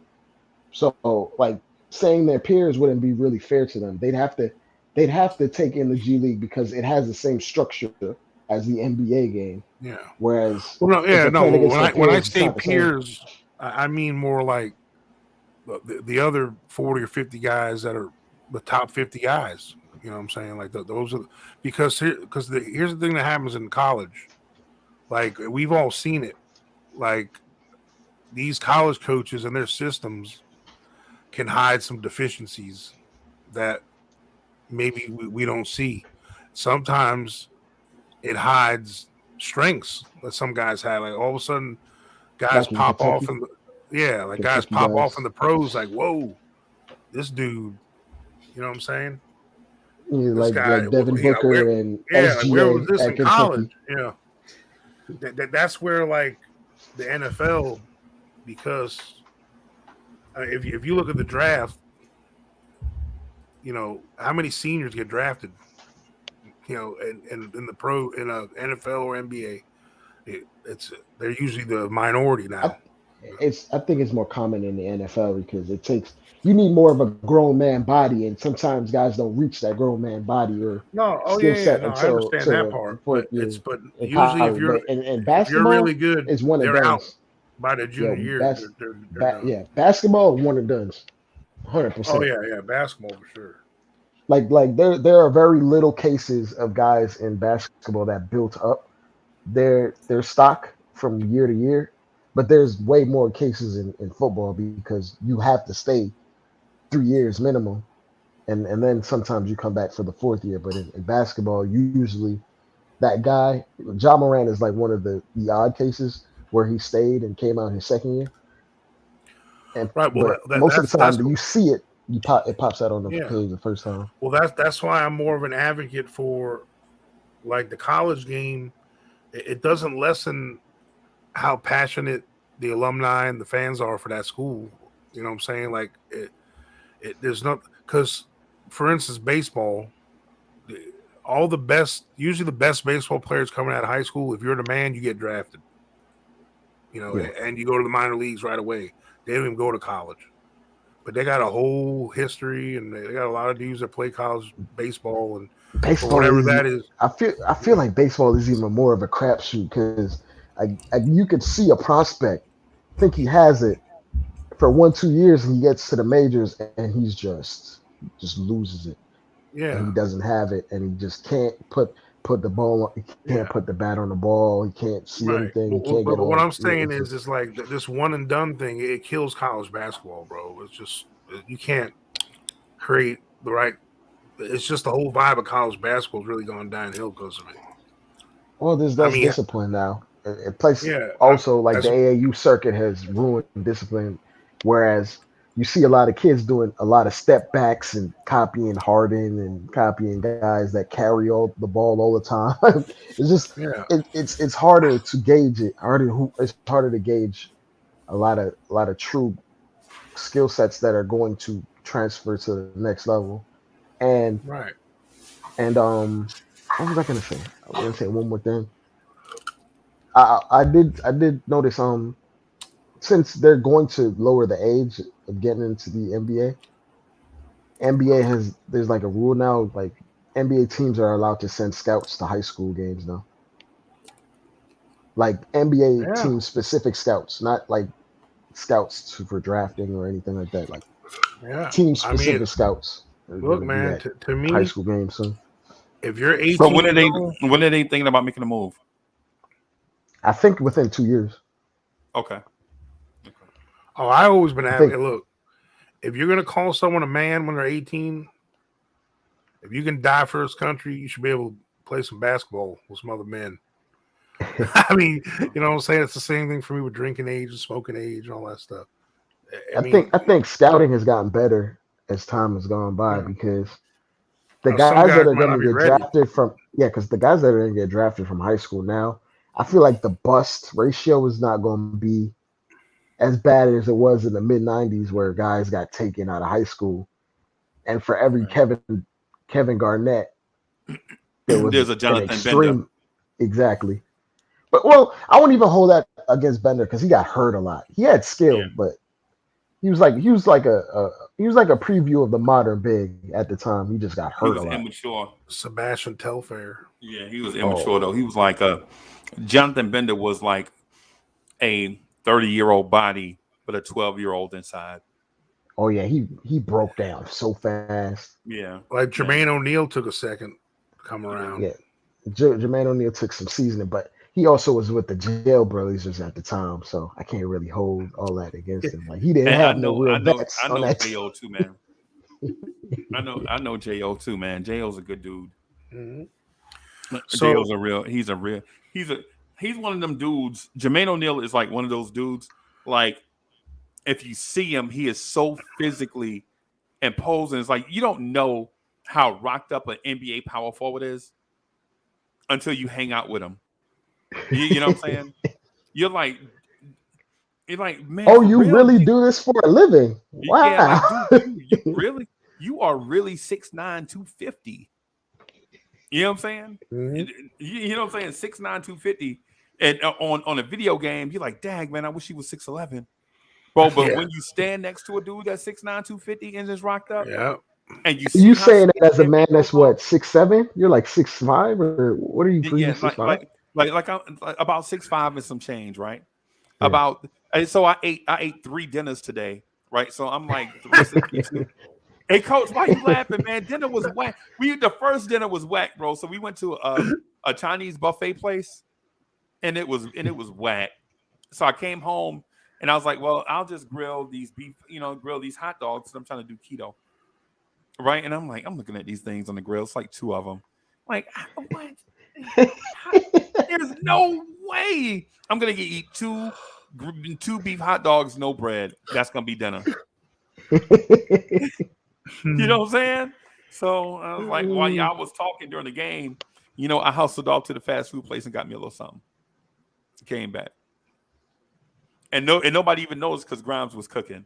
Nobody even noticed I was gone because Quentin Grimes was cooking. But my bad. Bro, you know what's funny? Because as we're chatting and talking, I'm just searching some websites for trade rumors and scenarios, and like some of these people are so desperate for content. Some of these writers for teams, like they're actually making articles about the Knicks being open for business, but their team is not interested in any of them.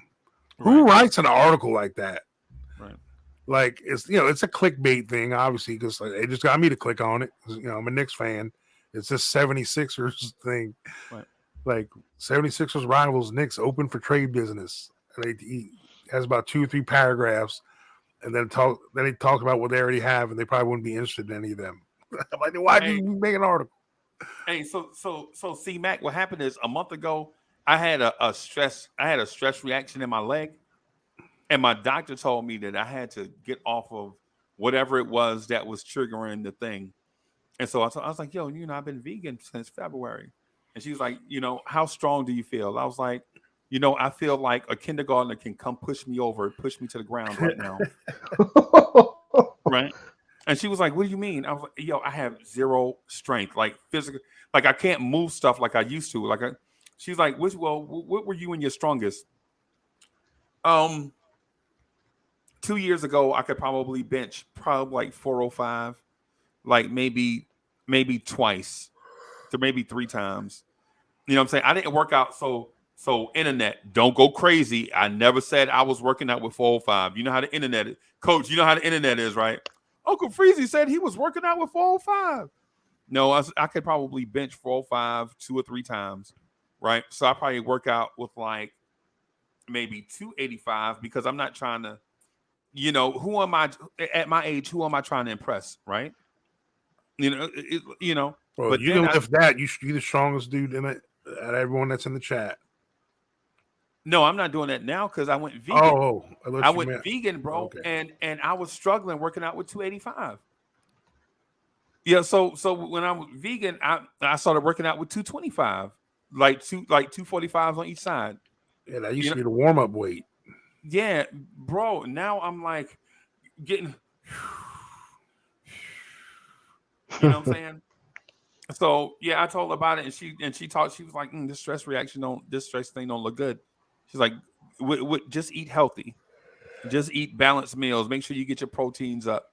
Mm-hmm. And now that I think about it, protein is probably the thing I was missing to build muscle. You know how you got to build. You need protein to build muscle. Y'all know that. Yeah. And so I like being vegan, bro. But man, if I'm gonna, and when I say a kindergartner, I don't mean the big bully kindergartner. I mean the runt kindergartner, the snotty nose one, could push me over. You know what I'm saying? I will say though, like if little kids, if they threaten to punch you and you like act like you don't care, they actually hit hard. I feel like these little kids hit harder now than they did when I was younger. They hit a lot harder. Bro, I'm telling you, I think I gotta get. I'm not gonna lie to you. I think that that's probably true, right? But when I'm getting not the videos I be seeing, I need to get my fat rump in the swimming pool and just swim and just eat protein shakes all day. It's probably what I need, like just protein. Be vegan and drink protein shakes is probably what I should have did, but I didn't do that. I was just vegan, period. No extra proteins. You know what I'm saying? And I feel like a pool will help. A pool will help activate your lesser used muscles. Yeah. So in the long run, it'll help. So. Yeah. Sally. What do you think about Kyle Anderson? If you thought RJ was slow, his name thought RJ was slow and unathletic, yeah, at least he can shoot. Yeah. No, but I'm not saying he's like we gotta get him. He's a connector player, a nice role player. He is this generation's Boris Diaw. I was gonna say his name exactly. Yeah, except if Boris Diaw wasn't fat, he would be way more athletic than him. I feel like fat Boris Diaw was still more athletic than Kyle Anderson. Yeah. And Boris Diaw was drafted as a point guard by the Atlanta Hawks. Y'all remember that? Yep. That's crazy. Atlanta Hawks kind of screwed up a bunch of picks in that time because they had Josh Childress as well, an early pick. Yep. That didn't really work out for him. Let me see. So what are y'all thinking about the Knicks? Is this two in a row thing a mirage, or is this win in Charlotte gonna submit Tibbs for the rest of the year? It's nice to win, obviously. I I mean, I won't I say hope it it's a didn't. mirage. I won't say it's a mirage because we held like two teams that are pretty decent shooting teams to 11 for 60 something from three. While there is shooting luck in there, like some missing shots luck, it's clearly visible. We're taking away the three and making it a lot harder to consistently get open looks. In the NBA, on a game to game, on a play to play basis, you're not going to take every three away, but our efforts has been a lot better. And it's simply because we have players that can actually fight over screens regularly and help the helper. So it's possible. And looking at our next five games, we could win four out of the next five. Looking at it, but it's the Knicks, so we don't know. So. Yeah, and the thing is, like, the only reason why I'm willing to give it more credit than maybe it deserves is this. Yes, both teams were missing a piece or two, but we'd won both those games decidedly. That's what makes it like a little better than just like, oh well, yeah. Like if we barely won both games with them, with the guys they had missing, Cleveland was missing Allen, and the Hawks were missing Collins, and then Dejounte got hurt early. But we beat them like we were supposed to beat them. If we were going to beat them, you know what I'm saying? So yeah, and with some of our main players not playing well, right? my that bad, coach. Well, no, I was literally going to make that next aside, like, and the fact that we still aren't 100% putting together both sides of the ball. Everyone playing pretty good performance, and we still had the outcome. You know what I'm saying? That was like if we had that same outcome and everyone played well. You know what I'm saying? We'd be like, all right, but there was problem. Like it should be like it'd be different if we played the best game we could play, and that's how we won. Like that's what made us win. Like we didn't play that great, like all around game, and still won by that much. Right. That just what that shows is potential, like for being even better. Like if we were put in a better position scheme wise, and everyone played to their potential, each game, then we can legit be better, like and have higher expectations if we had consistency. And that's what it all comes down to, guys, is consistency. And maybe just playing and getting confidence. And for a guy like Deuce McBride, if we could just get 1/10 of his G League self, it would go so very far. Yeah. Like if we could just get him to hit the open three, like one or two of them a game, just to keep the defense honest. That's all we would really need out of him. Yeah, like he's an above average defender at his position, like at NBA standards, but he's a G League offensive player, right? You know what I'm saying? Right now, like level. So and it's just like he made a three tonight, I think. Didn't he make a three tonight? And look and stared it through. He knew it was good when it left his hand. And it's just like when I watch his G League tape, he's like shooting off the dribble, maneuvering through traffic, getting his jumper off in the mid range, and then he comes here, he's just like 6'1" Frank. So in the end, it's like I'm all for defensive minded guys, but we got to blend them in with guys that are making buckets too. So, but tonight Grimes was able to produce that, as well as defense. I commend him for that, and I'm thankful. I hope I hope he keeps doing it. I'll be here clapping for you and be proud of you. It's I want just to respond. Just like everyone that holds RJ and Randle, like if Randle's playing pretty good, or when Jalen Brunson was kind of playing good, it'd be like, oh, it's only a game or two. We'll see what happens. I'm going to say the same thing back at you, not just because you said it to us or whatever. I'm just going to say it in general. It's one game does not make a just like if these two games we just had paint a picture, we just beat the third and fourth seed in the East. That means we're the third or fourth seed. Just like I'm not going to say that because I'm going to sound stupid. I'm not going to say Grimes is the answer. I told you so.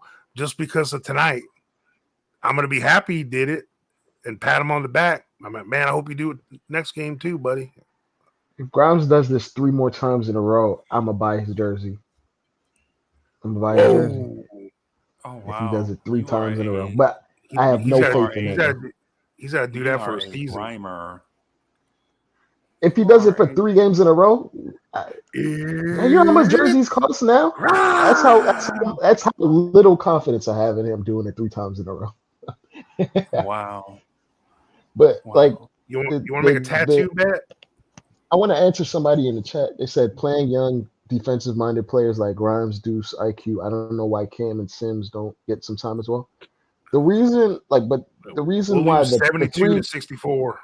The reason why the 3 other guys play defense a little bit better than Cam and Sims is they're actually smarter defenders with higher IQ. A lot of the things that Cam does on the defensive end is solely because of his athletic ability and the ability to be in places that he's not supposed to be at and like jumping passing lanes. But oftentimes he makes a lot of gambling mistakes. And Sims is actually lost a lot of the time in pick and roll coverage. A lot of the times. But he does play hard, though. Yeah, that's the thing. Like, they play hard, but they don't always play smart.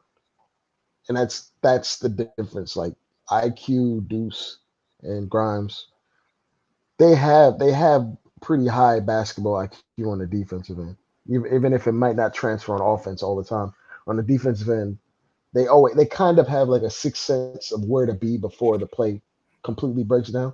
And if you watch IQ, he routinely helps before the second pass even comes around. Like he reads it on the defensive end. Okay. Cam has anticipation, but he gambles a lot. And it's just like sometimes he'll gamble and not get the play, and then it's a breakdown, and then there's a layup. But oftentimes he'll get it because he's 6'8", and he has like a 7'2" wingspan, and he's a freak athlete. But in the concept of like team defense, I feel like Grimes is better because this is a pick and roll league. So yeah, go ahead, Coach. I'm saying, how many times has the fastest guy and the highest jumping guy in the league been the best? Well, right now, Giannis. Been the best what? You mean the best player? Yeah, the best player, even at just their position. Okay. Or even the best player on their team. Like Obi. Yeah, and Sims. Like, look, it's easy to get enamored with that, man. Trust me, I love seeing Sims dunk, man. He's a freak.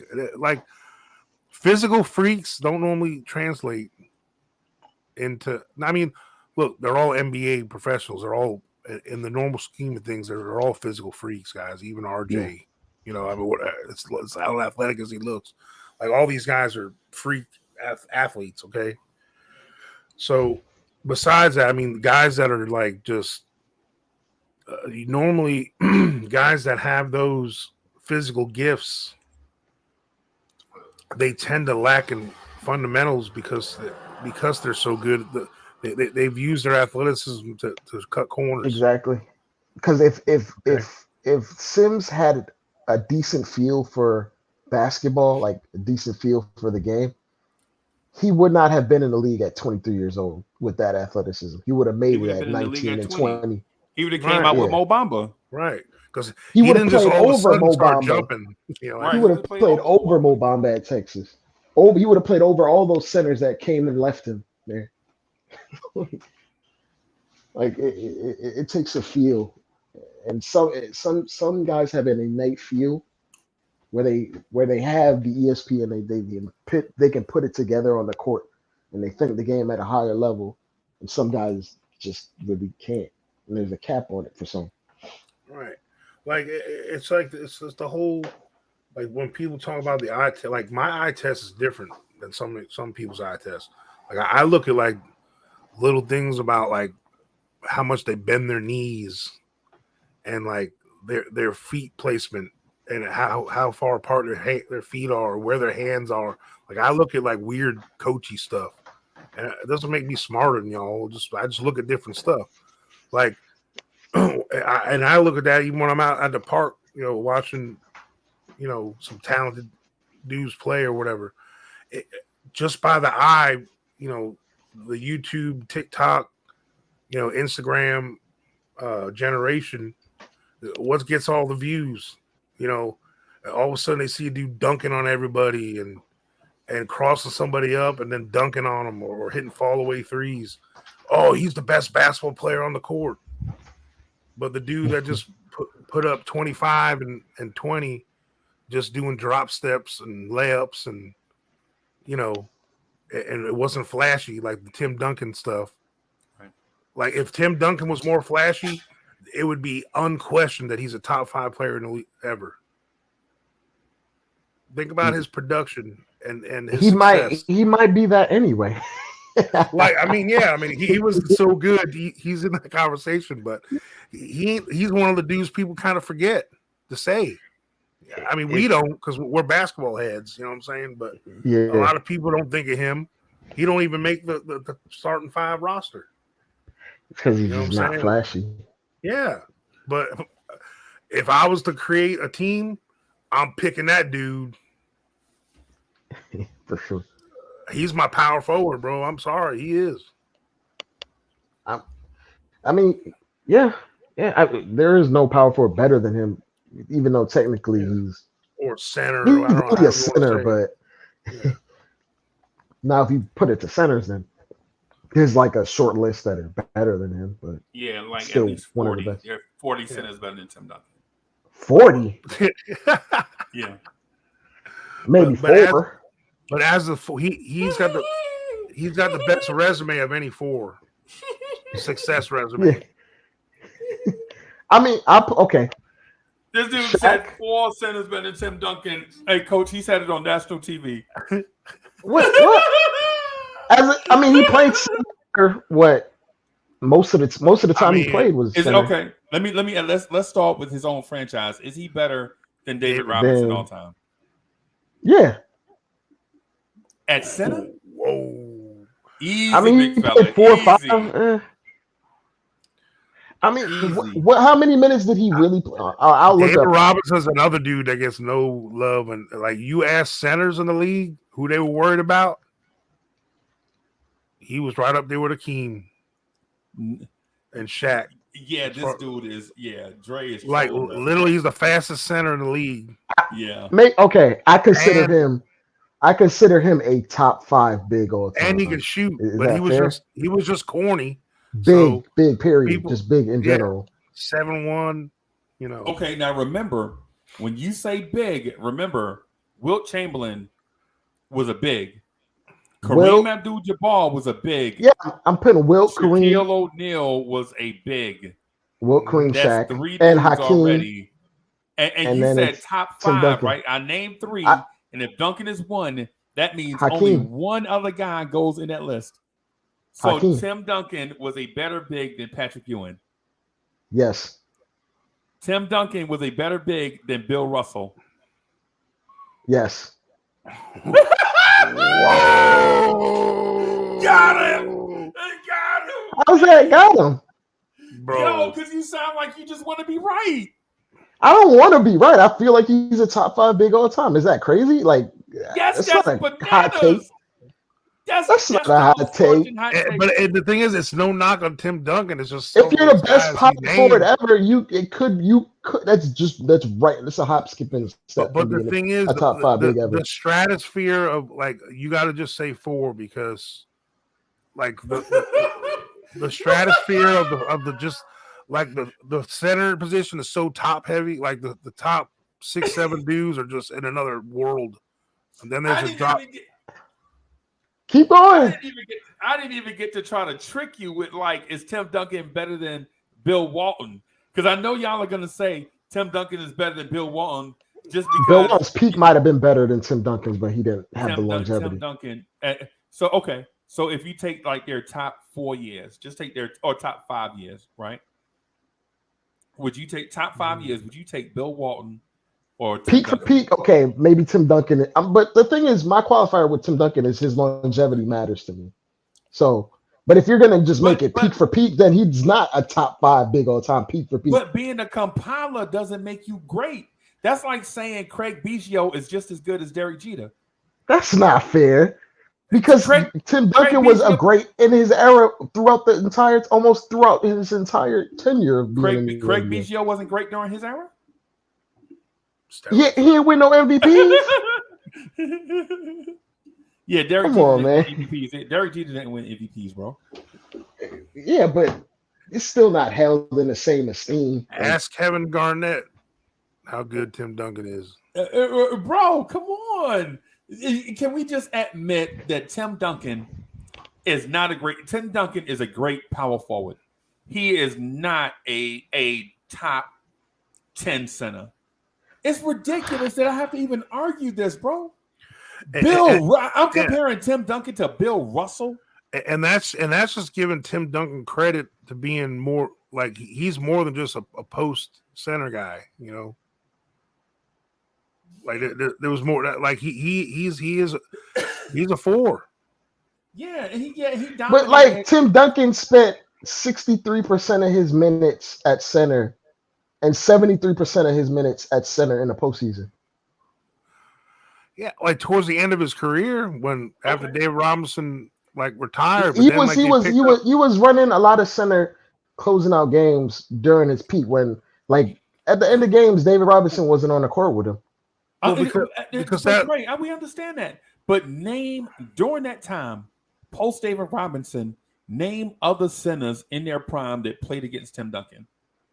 Oh yeah, it was a weak center era. I'm not gonna even. Chris Kaman, Dwight Howard. I'm not even gonna hold you. It was a weak center era after like 2000. But that's what I'm saying. Like the landscape of the league changed. Right. So his skill set turned into what 5s are now. Yeah, so in his era, he was a 4. Yeah, what we talking about, Dre? Just he's a top 3 power forward of all time. He's a top 40 center all time. Let's just go with it. Oh man, that hurts my chest. But you're just 40. Thinking of him as just being peak him and at center, you know. That's not where it was. Well, okay. And you're not giving credit to the players of my era, bro. I feel like I'm not disrespecting him because I have Wilt that high just because he was that dominant. That's like Carmelo being I have Wilt ahead of him by far at the end of his career, when he's really a 3 most of his career. It's like, but this is my thing. Do we consider Tim Duncan a top 10 player all time? Right? No. Is he fringe top 10? No. Wow. I have him over Kobe. I have him over Kobe. You have him over Kobe Bryant? Yes. Oh, man. More accolades too. Yo, he didn't even beat Kobe Bryant in a Sprite commercial. He beat Kobe Bryant in the playoffs though. I'm comfortable saying Tim Duncan is he gets in the top 10 for me. Okay. And if he's a top 10 player, are there 5 centers in the top 10? And just yeah. Bro, this list is great. Wilt, Kareem. Yeah, Wilt, Kareem. Jordan. Is Bill Russell in your top 10? Jordan, come on. Don't make this list without Jordan in top 3. Russell, he's naming bigs. I'm naming bigs in the top 10. Centers, he said. Okay. Wilt, Kareem. Akeem. Yeah, Shaq. Yeah. Russell. That's 5. That's 5, bro. Off rip. Oh man. Come on, bro. You not putting Tim Duncan in the top 10 of nothing. That's like 11. He might be 11. Because then after those big 5, you got the obvious Jordan, LeBron, Kobe. And there's only Durant. 2 left. Then there's How about 2 Kevin left. Durant? How about 2 Kevin left Durant? after that. Well, Kevin I'm Durant being and honest. Steph Curry. Being honest, LeBron already in my top 5. So Yeah. Well, yeah, Yeah, I'm LeBron's just already jumbling in the the top 10. I don't even want to get picky with the 1 through 3 and all that. I'm just Yeah. saying, like, so we named them 5 big dudes. Then we named the 3 obvious, Jordan, Kobe, LeBron. And who's the next 2 in that top 10 above Duncan? Say the 3 again. You just mentioned LeBron, Kobe, and Jordan. And then those 5 big guys we just named. So that's 8 guys. There's 2 guys left. you gotta put serious? Larry in there. I know. Get Magic in there. It's a rhetorical question. I know no one said Larry Bird yet. Yeah, if it's a rhetorical question, why'd you wait on us to answer? I was waiting to see him. Because if y'all didn't say it, I was gonna be like, really? You forgot Larry Bird? Of course, he was on my back burner just as a really guys. We forgot Larry Bird. Yeah, E. Gibson is right. Yo, any top 10, you have to have Magic. You have to have Magic and Bird in the top 10. Right, So, you have to have Magic, yeah. Bird, Mike in your top 5, top 10, top 7, top something. So really, Akeem and Shaq are on the fringe to me with Tim Duncan. They're in the kind of the mixed group. Akeem, yeah. Now Akeem, he won 2, which is awesome. Right. Like thank you, Michael Jordan, for retiring.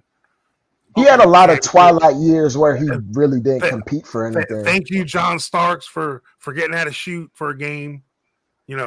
He had that run, but at the time also, if this poll was made by all NBA players of his era, everyone's naming Akeem.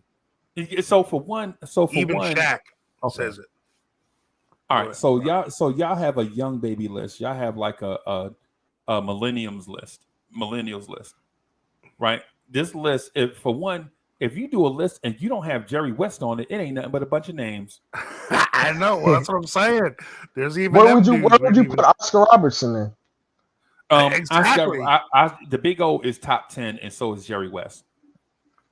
Oh, Shaq's out. Jerry West Shaq's is pushed out then. But before people knew what volume shooting was, man, listen, Jerry West, are y'all kidding? Get out of here, bro. If there's no Jerry West, there's no Steph Curry, who also should have consideration of being in the top 10 because he's 2-time MVP, 1-time unanimous. I have him ranked over KD. Huh? I have him ranked over KD. I have him higher than in the KD. top 10, but in the top 10. Yeah, because KD's championship was with him, so KD didn't win nothing on it. He's right outside the top 10. Like if he wins like another one, it's kind of undeniable at that point. But here's the thing about KD for me: he's the typical. If you're gonna make a basketball player, and you gotta, he fits all, he checks all the boxes. Coach, please don't do this one. Because if you say what you're about to say, you're going to add 5 more people to the top 10. I know, but this ain't a list on. If you were making a Frankenstein basketball player, who if you're making the prototype NBA player, Dr. J, George Gervin, Tracy McGrady, yeah, right. You know what I'm saying? So now you add more guys to the top. Now you're talking guys that should, if they had the killer psycho dog competitiveness and skill set of all the guys we mentioned already, they would be the GOATs. Or like Grant Hill. Because they have the physical. Like Yeah. We'll see. Grant Hill was injuries, unfortunately. Injuries. But listen, see, y'all advocating for Tim Duncan, and y'all won't let me put y'all on the stand. Go ahead. Y'all are dodging. Don't be yawing me. I just said I said he was like he could possibly be like the top 5, the top 3, top 5. Right. But my question to you is, what makes Tim Duncan an all-time great in your mind? his success and his how elite he was for how long. Like his longevity, consistency, and just winning. Like just winning, man. You mean like Robert Ory? Like the Bill Russell resume. Come on, man. No, Come it's on. one thing. It's one thing to win. I'm not this big guy that says, "Oh, because he has more championship, he's better." I'm not saying that. When you're the guy and you won, then that gives it a like Scottie Pippen. Scottie Pippen was not the guy though. Scottie Pippen is so. Is MJ Scottie Pippen a top was the guy. Is Scottie Pippen a top 75 player of all time? Yeah. And he won multiple championships, right? Tim Duncan was their leading scorer and rebounder for over a decade. Okay. All right. So leading scorer is the thing for that championship team, right? Because he was a lock in for 20 and 11 every night for like 13 years. And he was a defender. Okay. But that's only reason he's even in the stratosphere, and because he's won 5 chips. That's the only reason why he's in the stratosphere of even being mentioned with some of them guys.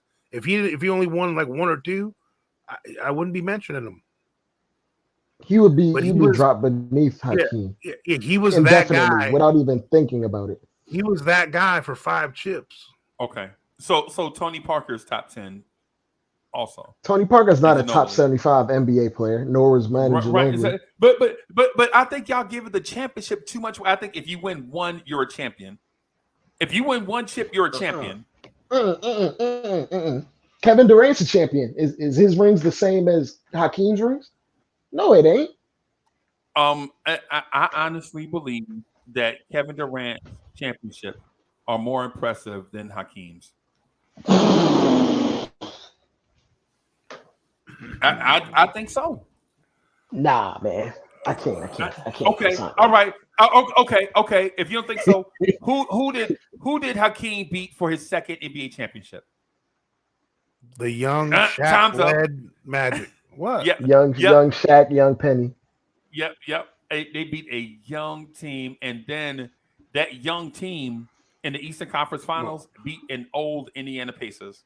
I was more mad when that season, like as heartbreaking as it was when we lost the championship, that 95 team was better. Pat Ewing finger roll off the back of the rim. And on the way to the rim, and Knicks fans, see, you're not a Knicks fan if you don't remember this. Pat Ewing got PTSD in here right now. But Pat Ewing on the way to the rim, he's dribbling. Starks is wide open in the corner for 3. Pat Ewing ignores Starks, who's wide open in the corner for 3, and finger rolls from about 15 feet away from the rim and doinks it off the back iron. Oh, so you said he was playing like RJ Barrett right there? No, I'm saying he was playing like a center with bad knees. Yeah, he was a bad because about a year and a half ago he would have yammed that one. He'd have threw it down with 2 hands probably, and then did the whole. But your hands are so stupid. But since Starks choked in Game 7 the summer before, he made a promise to Starks he would not ever let him down like that before, never let him down again. And then the very next year he let Starks down. Man, you got to take this thing into context, bro. Wait, what's worse, the finger roll or what's his name getting mauled underneath the paint by the Bulls? I forgot his name. What's worse is y'all dodging me on this Tim Duncan thing. Y'all won't let me name a name. y'all won't let me name a name. Y'all think what was good about Tim Duncan is his high field goal percentage and his elite rebounding, right? But I will say this to that. I think Dirk Nowitzki is just as good as Tim Duncan. Maybe better. Oh, no. Because if you're talking about somebody revolutionized something, then you got to give Dirk Nowitzki some love at power forward for revolutionizing the power forward position. Dirk Nowitzki, you never heard the reason why we're losing all these games with these tall dudes making 3. You never heard the phrase face up 4 until Dirk Nowitzki. True. True. You did. And then the thing that I noticed going back and watching film before Dirk like got older and slower, Yeah. he was running in transition, handling the ball. Like he was doing a Yes. lot of the things the modern forward does now. He just got Yep. older and he broke down a bit. Became Yep. more of a traditional. Well, I wouldn't say traditional back to the Not basket because traditional, he was posting up from 15 feet. The but let traditional me. back to the basket player was posting up He closer. How about he evolved? See, that's the one thing Tim Duncan didn't do. Tim Duncan He never didn't have to evolved. evolve. He never had to Tim, because he was so great but at what he Dre, I'll did. let y'all. Dre, y'all will talk about Tim Duncan. Can I please say Yeah, something about Dirk, bro? go ahead. I Go just ahead. want to Go say ahead. something about. I just want to say something about Dirk, right? Why are you yelling me? Yeah. I'm not as all in on this Duncan thing. I'm leaning more towards the center on this one. All I'm saying is this about Dirk. Dirk was a very underrated ball handler, passer, and shooter. He was a very underrated screen and roll partner, right? Very underrated because the best greatest banker. the greatest power forward of all time was a great screen and roller, and he had an all-time point guard to play with him. Yeah, right? we didn't even mention Karl Malone yet. I just mentioned Karl Malone. Y'all won't let me. Okay. I just agreed with you. I said, yeah, and we haven't even mentioned him yet because you just said him. Right. So what I'm getting at is this: before we anoint Tim Duncan the greatest of all everything, before we put his name up in light, before we make a Broadway play about Tim Duncan, can we please realize that the other power forwards played this position, right? Karl Malone is the second leading scorer of all time, right? At the power forward position. And he was a great rebounder, and he got out and ran in transition at 6'9", 260, right? Types, NBA body types at the time were not 6'9", 260 before Karl Malone. NBA power forwards were usually about 6'8", 210, or maybe 6'9", 215. And he was getting mad rebounds. And he was, yes. If you look at every season leader, would you be mad at me if I put Charles Barkley over Karl Malone? No, I would be upset if you don't put Charles Barkley ahead of Tim Duncan. Oh, come on. If Barkley won at least one, it wouldn't even be a conversation. It wouldn't even be a conversation. But and that's the reason why Karl Malone being left out this conversation is unfair, because we're looking at a team accomplishment for to quantify a person's career, right? Just because you don't win a championship don't mean you were a bad player. It just means you didn't get team success. And to say that one person should be able to lead a team to the mountaintop and overcome all odds, you got to look at the era that these dudes played in. If Charles Barkley played in the 2000s against whoever the power forwards are, and Amari Stoudemire, you don't think Charles Barkley would murder Amari Stoudemire every night? Come on, bro. You know what I'm saying? Charles Barkley played in the Michael Jordan era. But greatness is relative, and you have to equate championships in what makes someone great. You can't just dismiss that. It weighs. It has weight. We can dismiss it, bro. And he still has MVPs, man. It's not like he wasn't dominant in his era. He was. But the thing I'm saying about Tim Duncan is Tim Duncan had a lot of great center minutes in an era where centers were dinosaurs. Right? So you think okay. So if Duncan came to the league in like 87, he would just be just another guy. He would just be Patrick Ewing in that sea of centers. Oh, he would have been a revolutionary forward. He would have been Terry Cummins, like Karl Malone.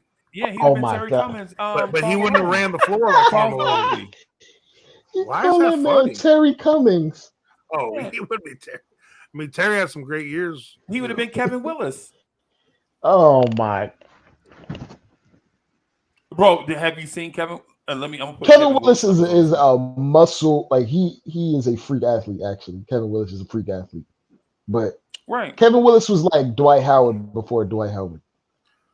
Bro, I'm telling you, bro. We leave out a lot of names. History fades names from our memory banks just Hey, because Freezy, of drop the link time. for Ron Cleveland. Yeah, Okay. Like you don't understand the art. Like a lost art in the NBA right now is the mid range. Like the 80s and 90s was filled with so many dudes that were so clean from mid range and like had and post moves, and like there's some dudes some of y'all have never heard of that like guys that like some of most of us and most of y'all can name all these dudes from other teams right now. Wes Unseld, like Willis Reed. We didn't even say Willis Reed name. Yeah, they're like as knowledgeable as we are as fans about all these dudes now. Like we have whole seasons of other dudes that we know of like that are like some of y'all want to will bring up like Sean Kemp. Well, offense, I think Sean Kemp was basically like Obi. I mean, Sean Kemp was all right. Yeah, I mean, he was all right. But he was Obi with like 30 pounds of muscle, 30 more pounds of muscle. When I say that, and I'm not discrediting, Kemp or Poon on Obi, I'm just saying like what he brought to the game. It's not like he was known because he was so tall and big, and he was so athletic that he could dunk. So that's what he was known for, is his in-game dunks. And I they were great. Like the thing is, like, I try to educate myself on past eras of basketball, and I just don't want to be uninformed, as you can tell. So like, when you bring up Willis Reed, and I'm like thinking about it and going down, I think Willis Reed was one of the few times the Knicks had like the best player in the NBA, however short his time span was of being great. It was one of the few times the Knicks had the outright like best player in the NBA at a given time. Like Seattle made the finals. No offense to Kemp, it was because they had a guy named Gary Payton, Detlef Schrempf, and Nate McMillan, and Hersey Hawkins, and Sam Perkins. Yeah, and George Karl introducing. George Karl introducing a lot of the modern stuff we see now is because of that era. Was literally, the modern NBA was they had back then. They had spread the floor. Detlef Schrempf, spacing, power forward, European big. Yep, and they had Perkins, who was a 5 that could shoot threes. Yeah, Sam Perkins, right? And Sam Perkins, and Sam Perkins. The thing is, I remember Sam Perkins. I remember Sam Perkins when I first started watching basketball. He was on the Pacers, and they used to always refer to him. He's one of the oldest guys in the NBA at this time, or like he was like 40 or something on the Pacers. Yeah. It was like a funny novelty to when we first started. Like, hey, look at Sam Perkins shooting threes. And Sam Perkins was Gumby.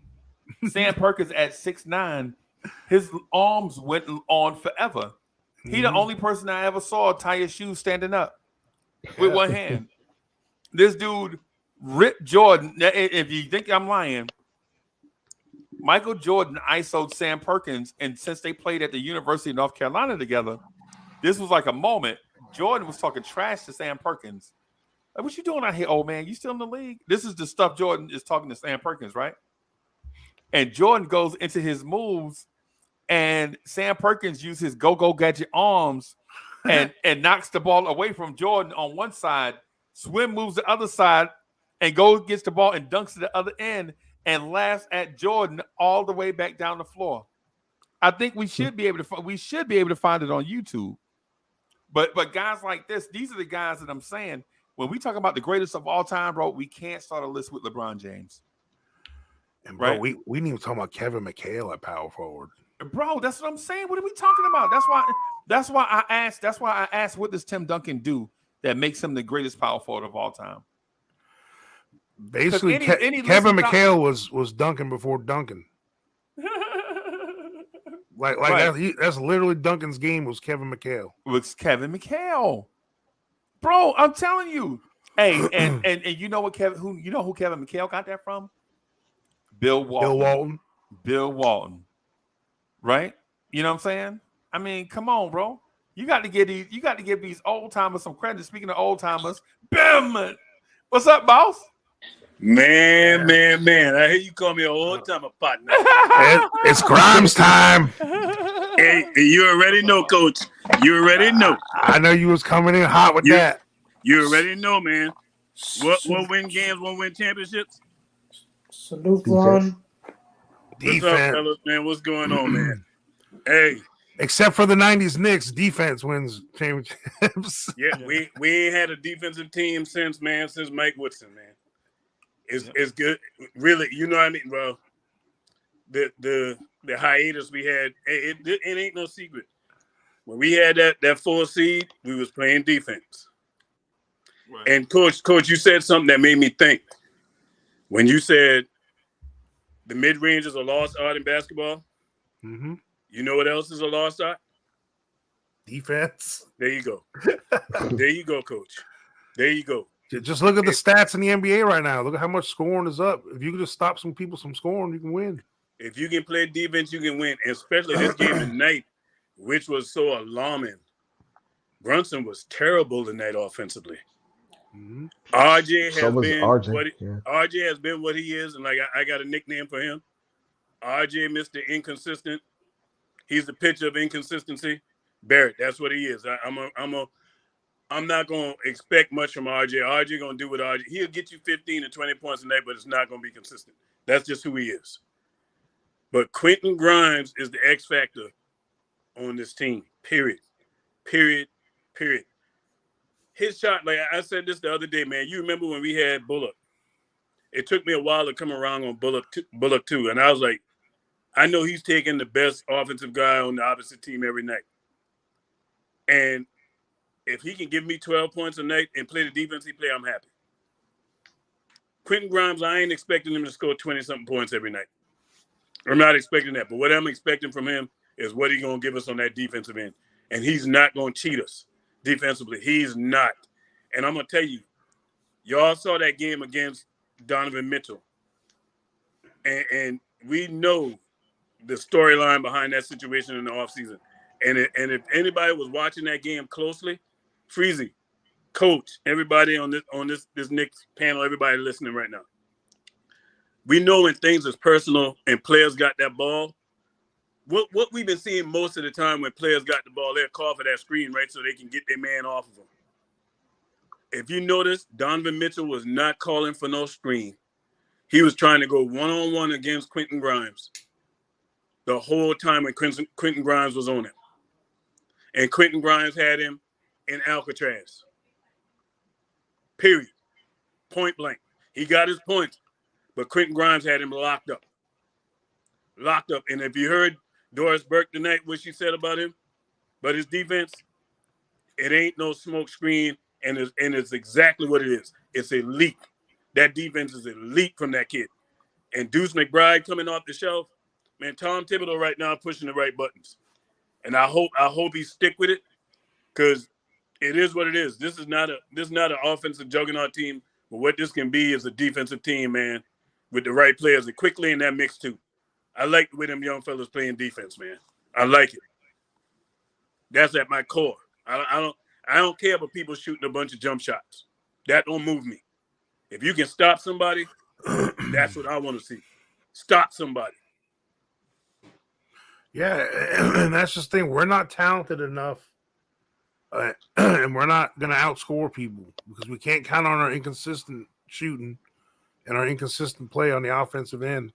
Like, yeah, we're talented enough to get hot and all of a sudden score 120 once in a while, 130 or something. But that you can't count on that. What you can count on is effort and the consistency on defense. Like, regardless of how bad you're playing, how bad your shot's not falling, you give the effort and the passion on the defensive side of the ball, that can show up every night, regardless of how bad you're shooting. That's something you can control. And for me, that's why. And like I said, I'm not going to say Grimes is the Messiah. I've never not given him credit for his athleticism and aggressiveness and his defense. That's always been a plus. Before I crown him being the 3-and-D guy. Like, I need to see the 3 part, which he did a couple times tonight. He's showing, a lot of that might have been the scheme and what he's been allowed to do or not. If I've always said this, Tibbs got to take off the damn governor on some of these dudes. Just let them play. Let him play, man. Like if he wants to start giving Grimes a green light, go ahead. If this is what he can do, I'm fine with it. But you know what, though, Coach, is we saw glimpses of this last year before that injury, before that knee injury. Because remember, he started supplanting Fournier in that lineup last year. Mm-hmm. Grimes is who he is, man, and Tibbs love him. Tibbs love him. I was just reading an article before I got on here with what Tibbs had to say about that kid, man. He said that dude is one of the first people in, one of the last people to leave. He watched film like crazy. And he said once he started learning these guys where he's played against and realizing their tendencies, it's over. It's basically over. The dude is smart, man, and he makes the right plays. And another thing I like about him, on the offensive end, he ain't just sitting in a corner waiting for somebody to pass him the ball. He's moving without the basketball. You know what I mean? And as soon as he gets the ball, he moves too. Like he gets the ball and he takes off immediately. Yeah, and he looks for. He's not put in the position to do this much, but when he has the opportunity to, he sees people when he passes too. Yeah, he's a good playmaker. Yeah, he's just a solid basketball player, Freezy. Man. He's solid. That kid is solid, man. And Freezy, by the end of the year, you're gonna get you a Grimes jersey. You're gonna stop calling that man a ham sandwich and comparing him to Frank Ntilikina. Boy, you ought to stop. And the thing is, I don't think Freezy, and I'm not just saying this to defend Freezy, but I know why he's saying it. He's just saying it is as far as face value, and if you look at production for what it is, that's the comparison he's making. I don't think he honestly thinks he's got the same skill. We all know Quentin Grimes got all the skills to be a good player. He just hasn't shown it consistently yet. Frank Ntilikina did not have the offensive game that this kid got. Period. And even Frank's defense was pretty good, but Frank's defense ain't even on the level with Quentin Grimes. Period. It's not. Frank didn't cut without the basketball to get the ball. And Frank wasn't really when Frank got the basketball, Frank would throw the ball before he get to half court to get it out of his hands. That ain't Quentin Grimes. That's not. That's not. That's a disservice to compare that man to Frank Ntilikina. Period. He has a lot more confidence than Frank. He got a lot more game than Frank. He'll put the shot up. I'm not expecting him to be 5 or 7 every night from 3. No. But if he can get close to that, if he can just be a threat like that, bro. Man, Coach, if that dude can score 12 points every night, man, with that defense, because he's going to bring the defense every night. He ain't going to cheat you. But if he can get 12 points, if he can get you 12 points a night, man, because that defense, he's going to make whoever he's guarding going to have a rough night. They're going to have a rough night. What, he's about 6'6"? 6'5"? He's like 6'5". 6'4.5". 6'5". But guards, 1s and 2s, he'll give them problems. Even when they call screens, he fights over them. Yeah, like I just don't want Tibbs to start getting all brave and trying to get him to cover. Like, I mean, maybe for a couple of drives he can do it, but we don't need him covering guys like freaking Kawhi or Jason like Tatum. Stay away from that. You set him up. You could try to throw him at like Jaylen Brown or like a Bradley Beal type, but you can't go to them big wings. He can cover them 2-3 combo guys, but them really grown ass men threes. You can put them on a Jordan Clarkson, a Jordan Poole type player. Yeah. But those guys, at 6'7", 6'8", 6'9", don't do that. Because Ron Cleveland, if you watch the Mavs game, you saw when Luka was trying to just dribble the ball up and run the offense, like staring at the rim, looking at the rim. It didn't work in the first half, and then Luka adjusted and started playing out the post, and there was nothing Grimes could do out that post because he was just too big. The size and strength. He was just too big. But before that, when Luka was trying to just run that pick and roll offense, Luka was shooting like 2 for 10 with a few turnovers because Grimes is making it difficult. You can't. It's hard to have like a live dribble in front of Grimes and go anywhere with it. Oh yeah, because he's gonna catch you. You're gonna make a mistake with him. Trey He Young gonna and make that, I don't know he when gonna he was make you crying. pick the dribble up. He gonna make Yeah, you he pick the will make you dribble do up. that. I laughed at that at Trey Young. He had Trey Young frustrated. He had him frustrated. He was calling for And fouls that one day. He was seeing ghosts. He was Trey seeing kept cats. calling for screens over and over, just trying to get him off it. Mm-hmm. I use the webcam mic, bro. Can y'all hear me? Yeah, I hear you. Yeah. Can we get Herb Jones? The way it's looking like on New Orleans, they intentionally built that team to have like a bunch of 6'7", 6'8", 6'9" guys. They It can just just bring drives out me in crazy waves. to see so many teams have like 5 of them, and we got like 1. We got 1, and then and we about to trade them. And let me say this thing about Grimes real quick because I heard y'all say it, but my microphone died on me. Yeah, Grimes is a ham sandwich. No, you gonna eat that before the end of the year. Quentin Grimes wishes when Quentin Grimes goes to sleep at night, he dreams about being Frank Ntilikina. Freezy, you trolling. I'm gonna talk that. I done been around you long enough, Freezy, and you ain't gonna run my blood pressure today. I'm gonna tell you right now. Bro, Grimes is so. I ain't falling for that trap, bro. Grimes is so trash that when he shows up once every 25 games, Knicks fans throw a party, bro. Well, I tell you this: if Grimes is a ham sandwich, RJ a peanut butter sandwich without the butter. Yes. RJ, I watched RJ shoot a 2 foot. I saw RJ shoot a 2 foot air ball. Yeah, I saw RJ Barrett shoot a. RJ's a liverwurst sandwich. Hey, Ron Cleveland read my mind. I was just about to say RJ Barrett shot a 2 foot air ball. Ron Cleveland read my mind, bro.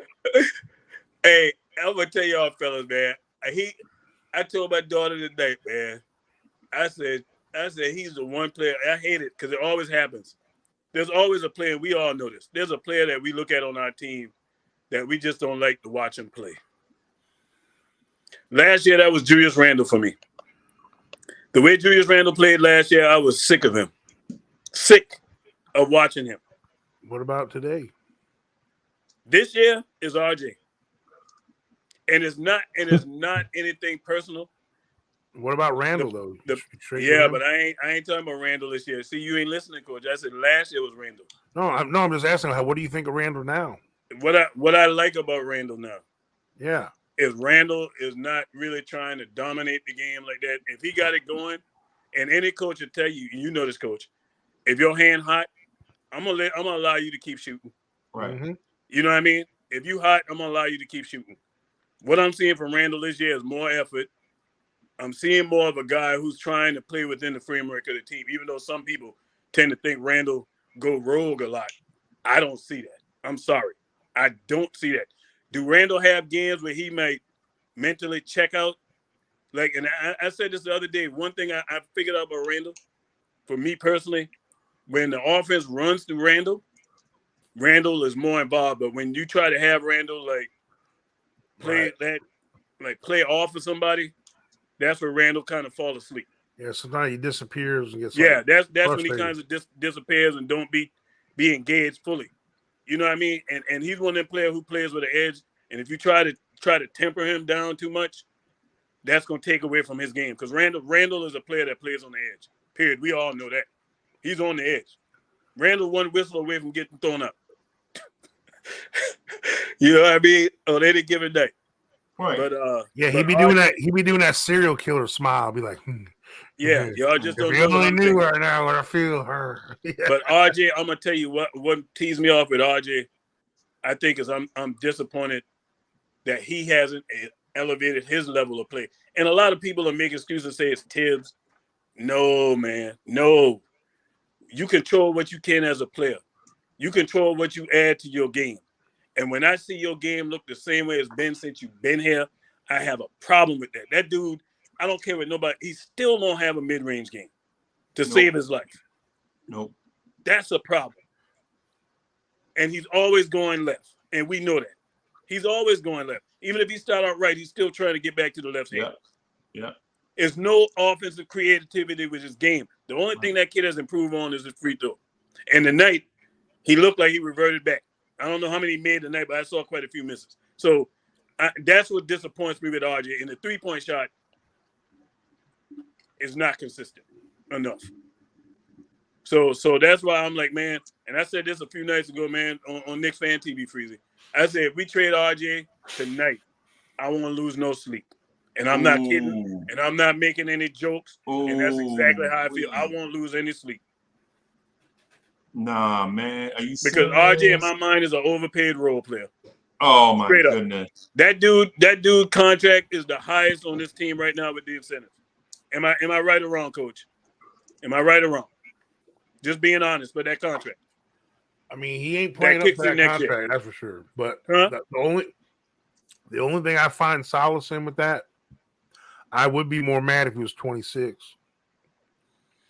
Yeah, don't worry, Coach. Just getting there. Just keep him around. He'll get there. I mean, I'm just saying, he's not living up to his contract. I'm pissed that it's taking him this long to figure it out. Because at this point, there's no reason. It's crazy. Anymore. It's crazy because he came in like this. He ain't got to be counted on to be the best, the top scorer on the team. He ain't got to be counted on anymore to defend the best guy. He ain't got to be counted on to be the bringing up the ball. So it's all set up for him to succeed now. Now it's on him. There ain't no more excuses for him. I'm sorry, there ain't. Brunson came in, and I've been one of the biggest artist supporters there was. You can't make excuse for him no more. There's nothing there. No, man. No, the only thing he's got going for him is he's 22 years old. That's it. That's the only thing that he's got going for him. I can agree with that. That's the only thing it is. I can agree with that 100%. And it ain't even an excuse like, well, he still has a chance to get better. You know, it's hard. You know, a lot of guys are just coming in the league at his age, for Christ's sakes. You know, and let's face it, a lot of players pop early and look like they're gonna take off, and then they just stay there. Yeah. They just stay there, and that's what it's looking like with this kid. And I hate to see it because at my core, we all are Knicks fans, man. And I love any player who play on this team to ball. But when I see stuff that's alarming, man, and then now the defense don't look like year one. Don't look like year one.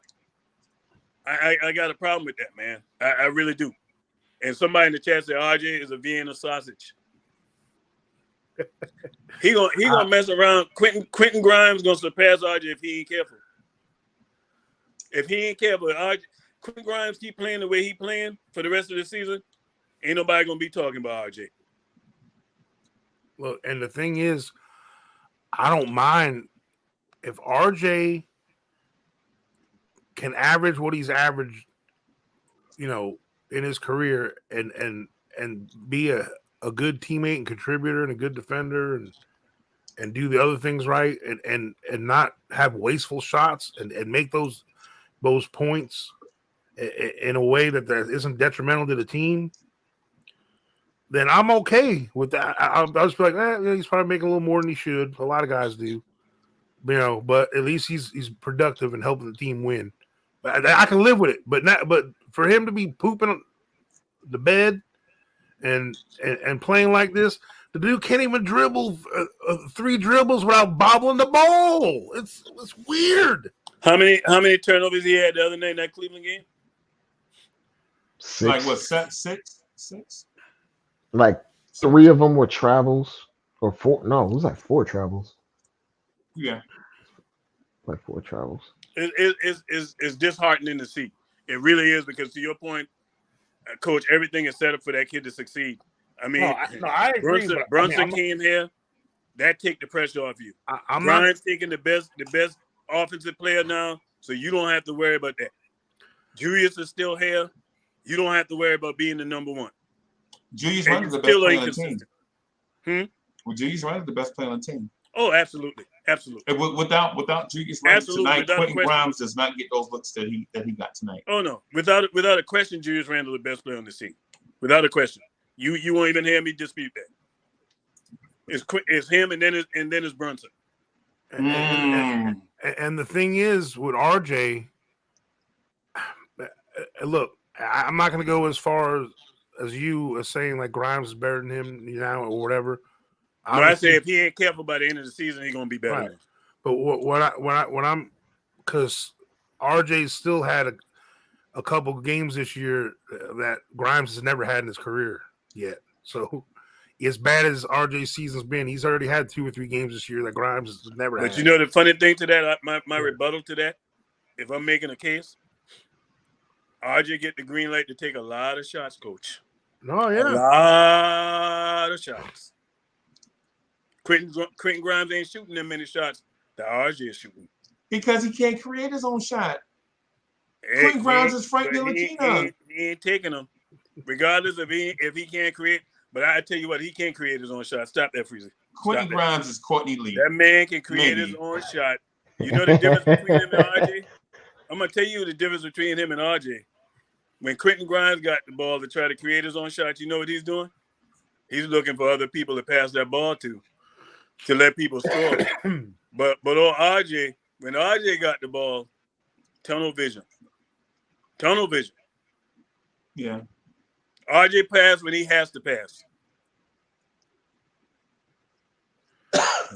And quickly is the same way. When they have to pass. Exactly. Like that's why for me, and it ain't. I'm not trying to hate on Quickly. Like he's got value in some of the things he does, but he's got too many negatives to let the couple of positives he does have outweigh it. He's another one that's weighing on me now, man. I'm tired of his scrap too. I got a stat for you guys. His dumb decisions, man. Like, can you put it in the chat? You put it in the private chat. He just looks off people too much, man. Like he ignores people. Yeah. Like we are not built for non-team basketball. Like I agree, Coach. I agree. Especially when you're not making shots. It's one thing like when Randle looks people off and don't pass to somebody and he's making them, I can live with it. It's the nights when Randle ain't making them and he's doing that pisses me off, you know. Because Randle has a lot of 1 for 8 from 3 nights. Because as a team, we don't shoot the 3 ball well, and we really don't shoot the 2 ball well. Well, we shoot good in the paint, but on a jump shot, just shooting a jump shot, this team is not a good shooting team. Period. Oh man, my bad, Dre. I thought you had something on Twitter. My bad. And the thing is, my bad, bro. My bad.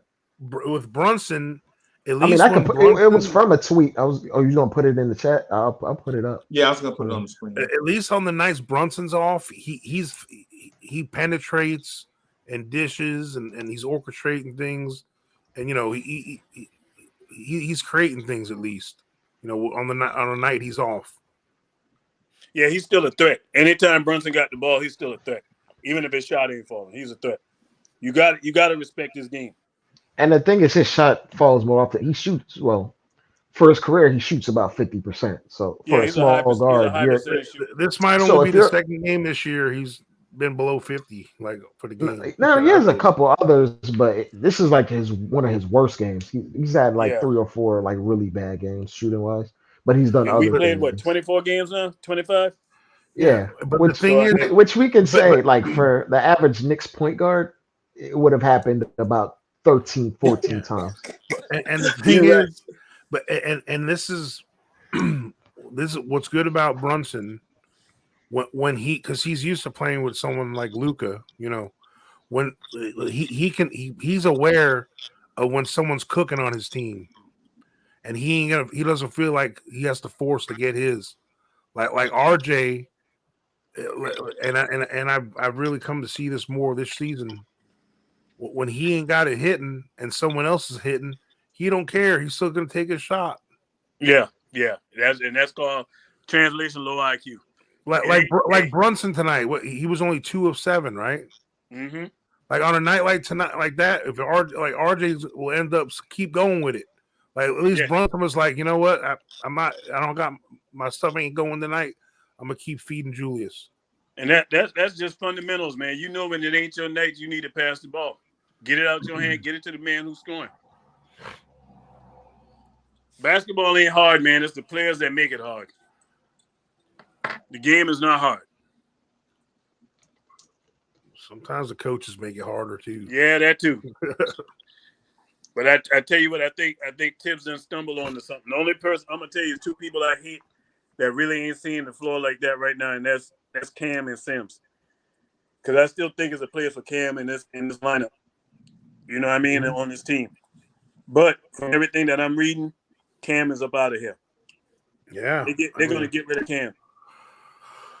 Cam, Fournier, and Rose, and it's looking like quickly too. I just wish Grimes was a part of that, bro. Not me. We kind of not me. We gotta stop. Hey, Freezer, I know why you want Grimes a part of that, because you must want you want us to finish in the top 5 of losses. No, I'm just tired of the Yogi Bear picnic, bro. I'm just tired of the Yogi Bear picnic. I'm tired of all these ham sandwiches, bro. I'm gonna say this in your defense. I think you know what it is. It's the fact that I like Grimes. I like the way he plays. But the problem is that the Knicks got a team full of a lot of role players, and that's the problem. That's what's bothering me, bro. You would see more of a value for a Grimes if this team was in place with high level players, blue chippers, and then you get a guy like Grimes that comes in as a role player that can play his role the way he plays it. The sky would be the limit. But when you got a bunch of them, you can't win with a bunch of role players. With a bunch of role players, y'all know this, bro. You can't win with a bunch of role players, man.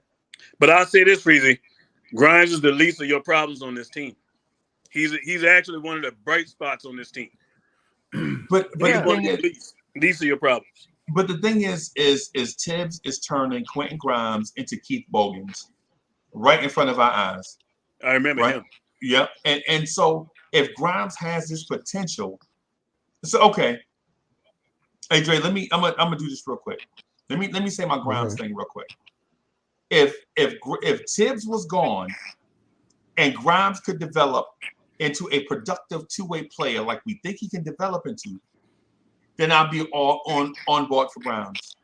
But with Tibbs here, Tibbs is not going to let Grimes develop into that high-level player because Tibbs wants to win every night, and he's going to just ask Grimes to do the dependable things that gets Tibbs closer to improving his win-loss record. Play defense and shoot the three on the wing. If you have it. Don't create it. If you ain't got it, pass it. Yeah. Don't create it. If you don't have it, pass it. That's the thing that bothers me with Tibbs. That's why he don't like Cam, because Cam can create it, but Tibbs is saying if you don't have it, pass it. Right?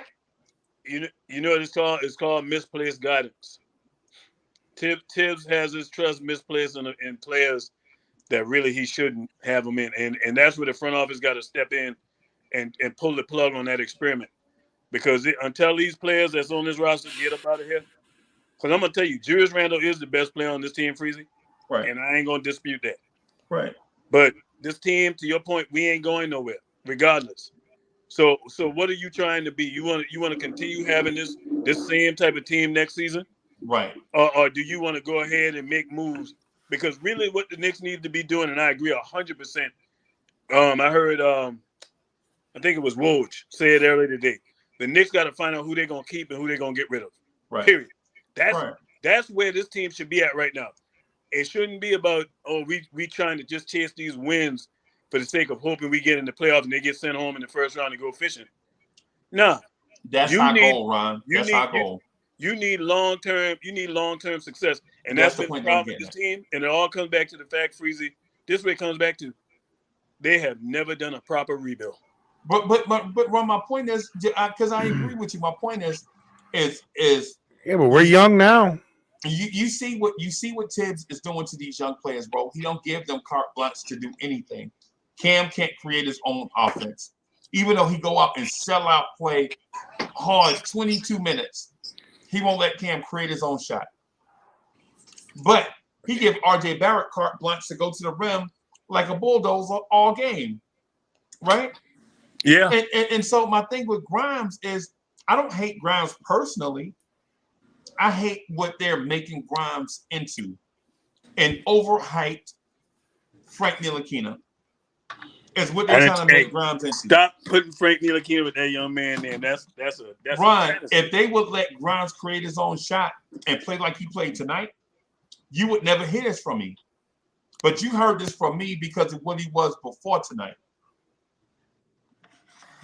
Right? I didn't start calling Grimes a ham sandwich tonight. I started calling Grimes a ham sandwich because of what he was doing before tonight. And I want to jump in. I want to jump in real quick. And Freezy, a lot of the stuff we seen from Grimes tonight a lot of it was off broken plays. We ain't drawing up no play for Grimes to do anything. We ain't calling up no pick and roll for him. He has to get his assists off of a break. Oh, all right, coach. He has to get these assists off broken plays, and he's like attacking closeouts because we're not really letting him dribble the ball. We're not calling up a pistol action for Grimes. We not drawing up a top of the key pick and roll for Grimes. We're not even calling him coming off screens to pull up and shoot. It's literally him standing still and Julius Randle and RJ going and dribble and do whatever they got to do and hit him in the corner. Like there's no real thing that we're doing to like activate his game on his own. Like we're not manufacturing anything for him. He has to pick his spots, which is why he's so inconsistent and up and down in his numbers, because if he doesn't hit those odd 2-3 shots he gets out of the corner and he misses one or two of them, he's not going to get very many more opportunities. His opportunities are not that high on his team. Because he's not high priority, and that's partially because of the coaching. And plus two, man, I'm gonna keep listening, man. But I gotta run. Okay. Hey, appreciate y'all, man. Keep doing your thing, Freezy. Hey, you're gonna be buying a Grimes jersey at the end of the season. Right. We'll see. He must be averaging 40 points a game. Hi, boss. Peace. And so my thing is, if Quentin Grimes was playing for the Washington Wizards, Knicks fans would not respect Grimes, bro. Oh no! But if he was playing the exact same way on the Washington Wizards, if he was playing the exact same way on the Washington Wizards, everybody would be calling him a ham sandwich. Right? It's the same way people call what's that half Japanese player on the team a ham sandwich when he has talent. What's his name? Hachimura. Rui Hachimura. Yeah. Yep. And a lot of his is catch and shoots and just playing off of the actual stars. Yeah. Yep. Scoring off broken plays. Yeah. My point to it is on draft night, like Julian Blum said, on draft night, I called him Dotson 2.0, right? I meant that. I still believe it. Right? Damian Dotson wasn't a bad Knick. Damian Dotson was a good Knick. I remember him in a good way. He was a good Knick in a bad situation. Right. I don't think just because you leave the Knicks, all of a sudden you're a bad player. Right? Like I'm not turning my back on Frank Ntilikina, because when Frank was here, cats loved Frank. They loved Frank Ntilikina. There was a Frank time. Right?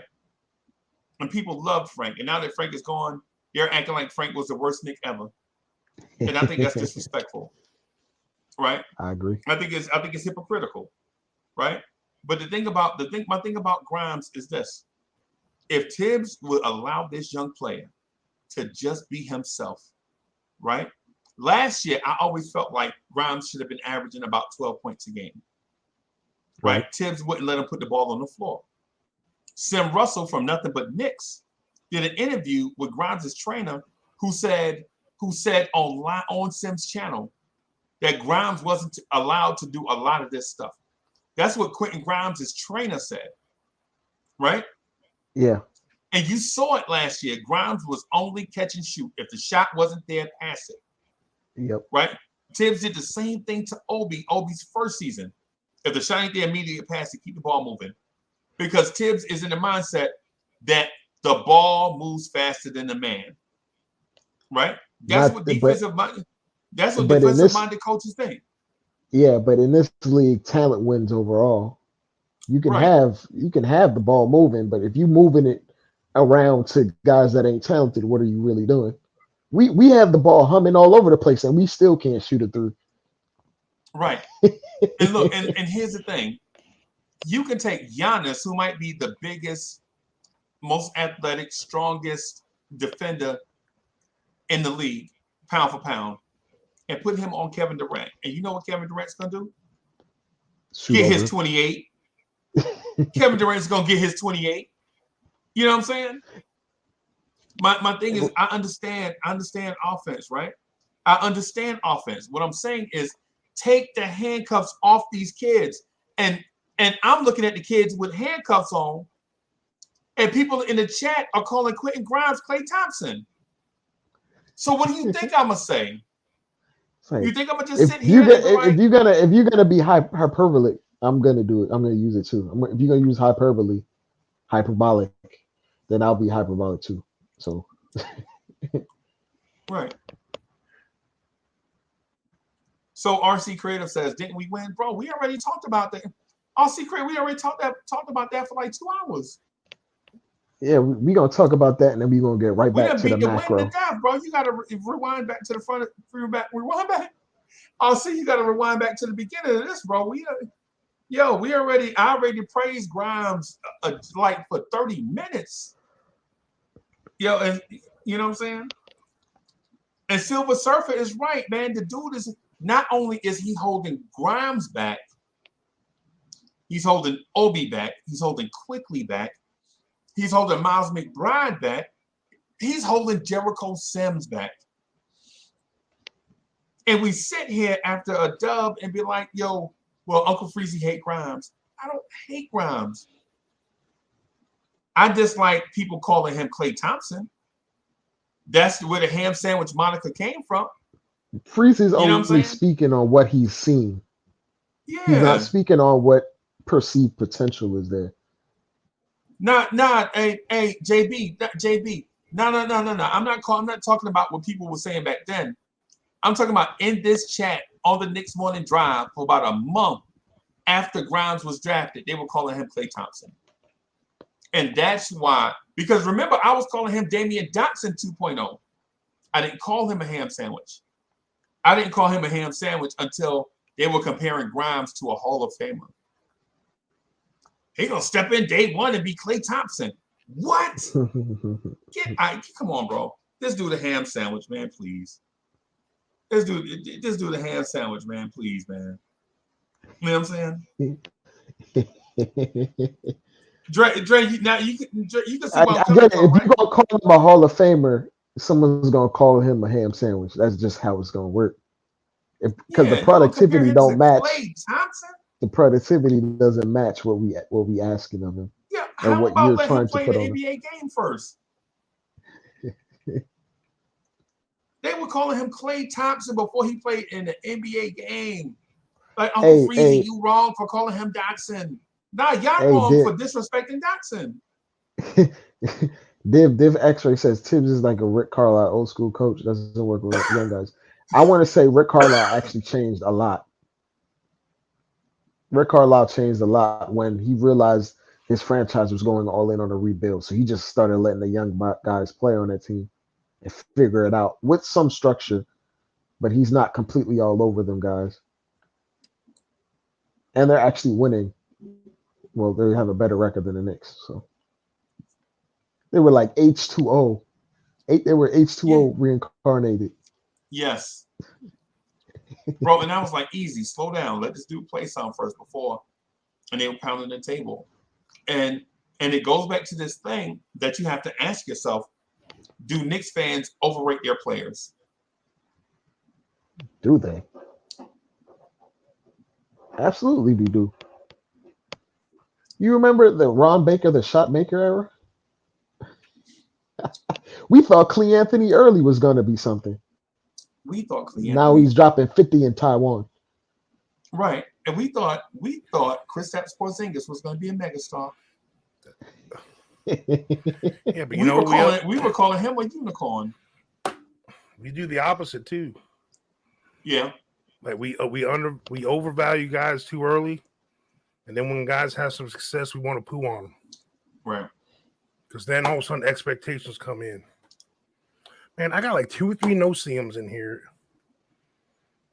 I don't know where the heck they're coming from.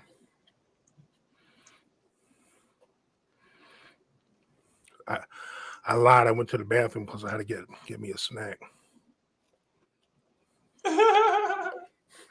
I'm dying how you actually use the word no-see-ums. Like, who actually even knows to use the actual term for them? You could have just called it a fly, a gnat. Like, well, they're not. Well, technically I guess they're little miniature flies, but It's like no Brad Pitt, just supporting actors. I mean, there's nothing wrong with supporting actors if you have the stars. We're in the process of trying to get the star. Right. Yeah, if we had a support actor like Christoph Waltz, you know who a guy that is? That was that. No idea. He was the dude in Django, the dude with the beard that was the bounty hunter with Django. Oh, okay. That dude's a goat. He's like the supporting actor. Yeah. Okay, see, now I actually, when you say that, now I realize I've seen his face in like 30 different movies. Yeah. He's never been the guy, but he's around. Like me and Coach. Like Coach is a star. I just show up. I just be like the dude with the fish tank. Yeah, right. Well, how if you're the number one chief rocker? How does that work? Right. Yeah, but sometimes, especially in movies, you know, the superstar, the guy in the marquee, he brings the people in. But a lot of times, everyone remembers that little side actor that stole the show. Yeah. You know what I'm saying? Like,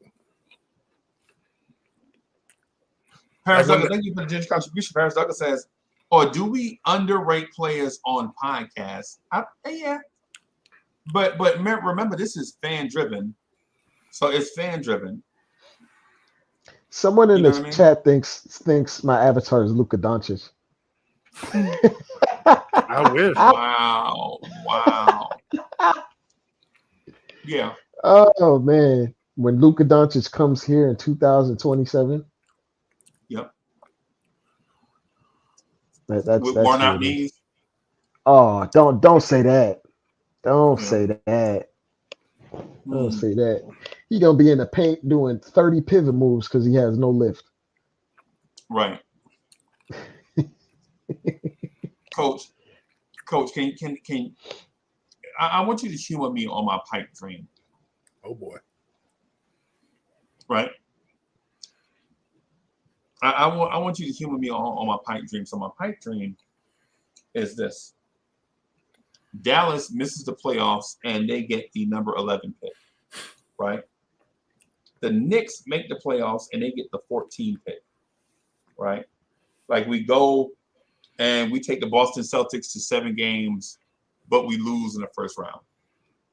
Okay. So we end up with the number 11 pick and the number 14 pick. Wow. Right. And somehow Dolan has enough fortitude trade up to get rid of Tibbs and Leon Rose. Right?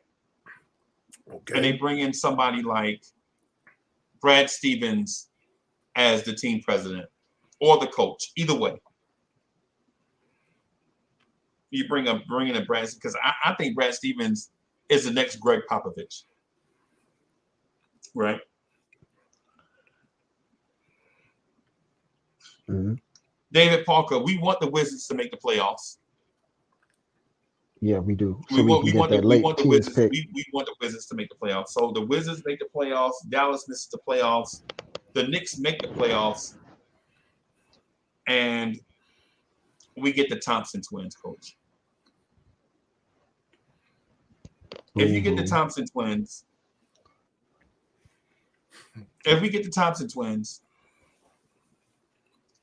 I'm ready to trade everyone else and build around that backcourt of the future. And I mean everyone. Paris Duggar, thank you for Jen's contribution. Paris Duggar says, see Freezy space when Grimes plays well. Look at you. I don't know what that means, Paris Duggar. I'm flattered you would look at my face like that, though.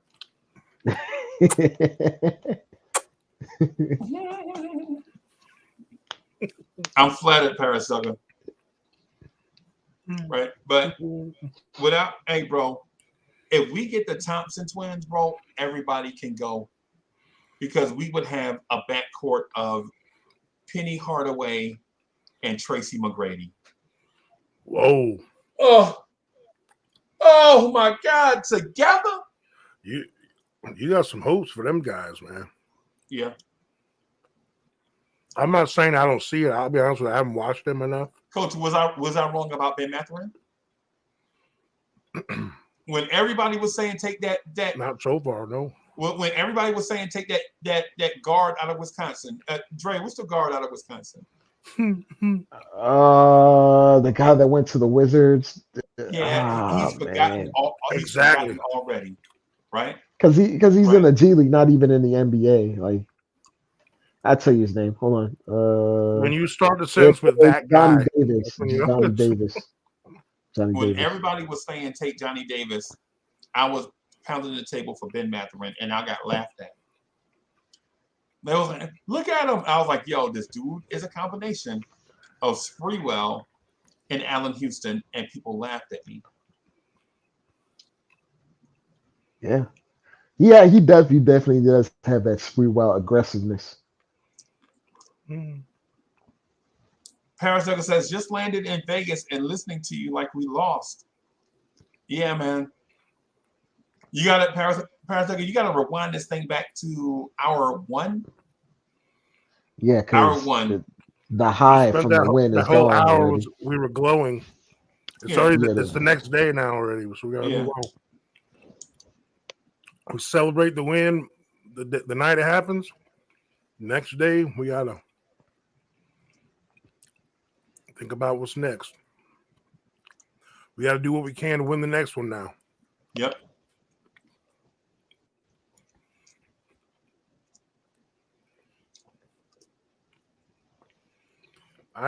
Hey, so Smito, I never predicted that Dallas would miss the playoffs. We're hoping for that. I was saying in my dream scenario that Dallas would miss the playoffs and we'll get the 11 pick, and that would be beneficial to us. Because if Dallas gets the 10 pick, it goes to Dallas. Right? We don't want it to be in the top 10. We want it to be 11. Julian Blum, is he like the next Jordan, like how people thought Victor Oladipo was the next Jordan? Or Harold Miner? Ooh. Man. Jerry Stackhouse. They said he was going to be the next Jordan, dude. Paris Duggar out here hating. Paris Duggar, stop hating for no reason. Get a life, Paris Duggar. Thompson twins are Obi and the Knicks. What? Yeah, what? It tell you he don't watch these young players. He trolling. He trolling.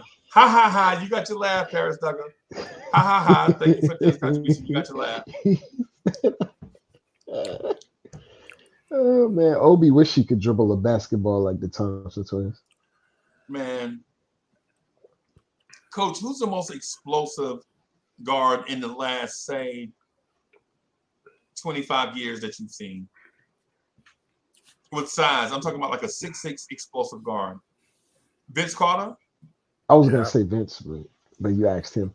I was gonna say Rose, so you said with size. Prime Rose.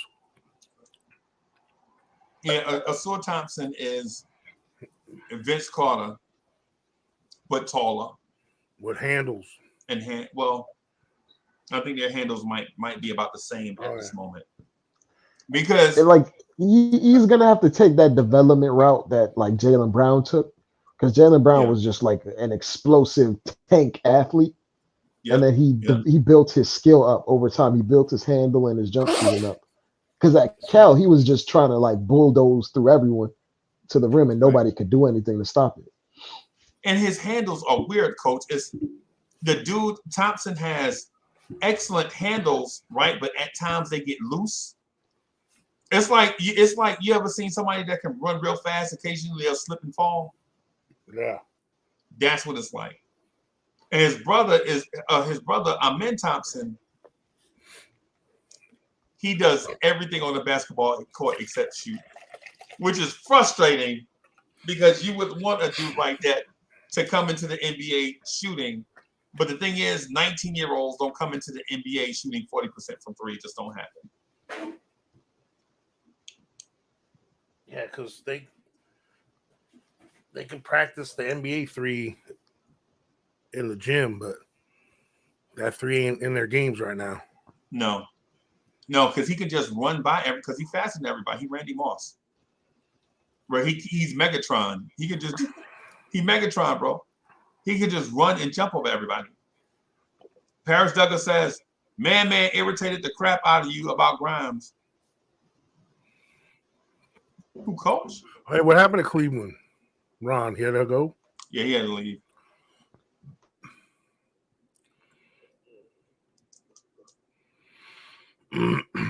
Hey, Div X-Ray, Kemba's washed, bro. Kemba Walker is washed, bro. When he was here, yeah, Kemba Walker's washed, bro.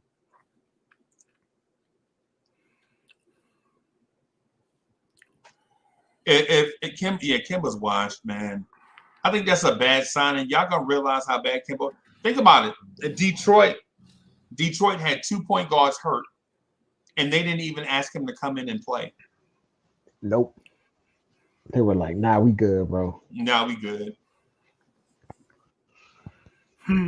Thanks, but no thanks. Leadership kind of overrated. Yeah, yeah. The rumor is somebody from the Knicks, and so I'm not really supposed to say this person's name or their identity or whatever, but somebody hit me up on social media, like DM me, and was like, "Yo, look out for Kemba Walker destroying the Knicks locker room." And I was like, "What?" He's like, "Yeah, Kemba Walker feel like all these dudes in here are trash, and they should be featuring him on a bum knee." Whoops.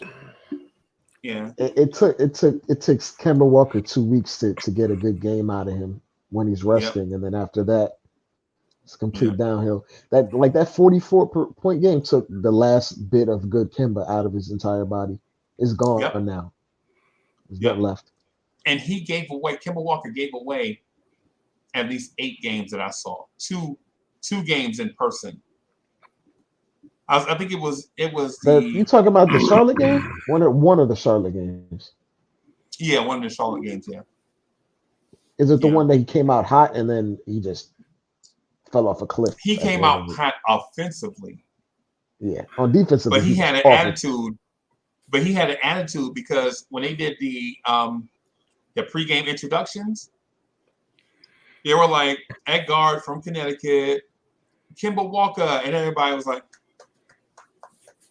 and then it was like, at guard or at forward from Duke, RJ Barrett, and the crowd went crazy. The Spectrum Center was trembling.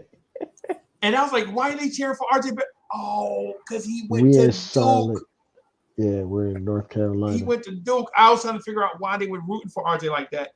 But it's because he went to Duke. It didn't dawn on me until, you know what I'm saying, I remember he said he did go to Duke. Also in the arena, it's a bunch of Knicks fans, and RJ Barrett is the golden child. Yep. Like the new car scent for Kemba had already worn off for Knicks fans by that point. Mm-hmm. Yep. Is Dallas better than the Warriors? Yes, I think so. This year, the Mavericks, you think they're better than Golden State? I think so. I feel like the Warriors are gonna figure it out at some point. It's just that I think their young kids are struggling, bro. What about the Blazers are very bad and the Clippers? The Blazers and the Clippers? Because right now, they're tied with the Blazers. It's dependent on the Clippers' health. Like, I don't even think the regular season matters to the Clippers, just making it to the playoffs. Right. And the Clippers are 9 at 14-12. And the Warriors are the 10 seed, 13-13. Clippers just lost to the Orlando Magic tonight with Kawhi and PG back. Yeah. That's so weird. So it's like, but I don't even think they take the regular season so important. Like, I feel like they'd be comfortable going into the playoffs as a 6 or 7 seed. Like, it doesn't really. I mean, I get that, but like, is there a new, like, remember when everyone thought it was the big 3 thing had to be a thing? Is that a thing anymore? The thing is having 2 all NBA players in a great supporting cast. That's the thing Yeah, right no, now. but yeah, think about who's been trying to do that. Like when LeBron and AD did it in the bubble, because that's what changed the narrative. Like, oh, all of a sudden, 2 All NBA guys and a bunch of role players. That's the new formula. Yeah. So the Clippers did it, and it ain't working. The Nets did it. Well, That ain't to be working. fair, the Clippers had that roster. I feel like did the Clippers get PG and Kawhi before the Lakers got? Well, it was the AD? same time. It was the same year they made the deal together. Yeah. Because remember, like they were talking about Kawhi going to the Lakers. Yeah, and he got traded in the offseason. Then they did the right. So like right now, that LeBron AD thing, and then even even last year's the Warriors, like it was Steph playing out of his mind and Wiggins stepping up to another level. Yeah. Where he's like fringe all NBA talent. In the finals, at least he was. And then they still had a ton of role players that knew their role and fit together. Yeah, so like if you think like this whole and look at the land, look at the top 2 teams in each conference, their situations. So like you need but bare minimum you need like one guy that's top 5 or near top 5, and then the second guy has to be like anywhere from 10 to 15. Well, yeah, well, if you look at the significant bet, I mean, right now, whether people want to admit it or not, Boston Celtics are the best team in the league. Yeah, and they have 2. If we're going by how they're playing right now, they have 2 top 10 guys right now. Yeah, and then they got a bunch of guys that know their role, and a couple of them are playing it well. To be honest, they got they're loaded. Actually, yeah, that's what I'm saying. The rest of the guys, and I'm not making an excuse for them, but that's easy to do when you got 2 guys that can hold it down. Everyone else, all you got to do is worry about what their little job. Yeah, man. I'm saying like a. And they shoot how much ridiculously well. Do you know how much like a guy like what was that guard that they had gotten that was from the Pacers and played on the Bucks? That guy? Oh, Brogdon? Yeah, Brogdon solves so many holes for them. When they go to the bench, there's like no fall off in efficiency. Yeah. Yeah, because like I said, his role is he's got to hit open shots, and he's just enough of a combo guard where he can, dribble a little bit and create. He can get you into your offense when things are helter-skelter. And then he's still really good on defense. The only thing that costed him is the injuries. That's what costed him. It's just the injuries. And then we all know what Milwaukee's got. Yeah. Giannis and when's Middleton supposed to come back? He's back. Is he back now? I'm paying attention. He's back, but he's like working himself to complete game shape. So he's on a minutes limit right now. But he's been back for like the last 3 or 4 games. And the West is just the wild, wild West right now. Yeah, Boston Celtics destroyed the Phoenix Suns, which is the number 1 team in the West at the moment. Yeah. Oh, now New Orleans is ahead of them. Oh, right, they are. Yeah, Pelicans 5-game win streak. And they've been winning with Brandon Ingram being hurt, by the way. Yeah. Brandon Ingram missed like all those games.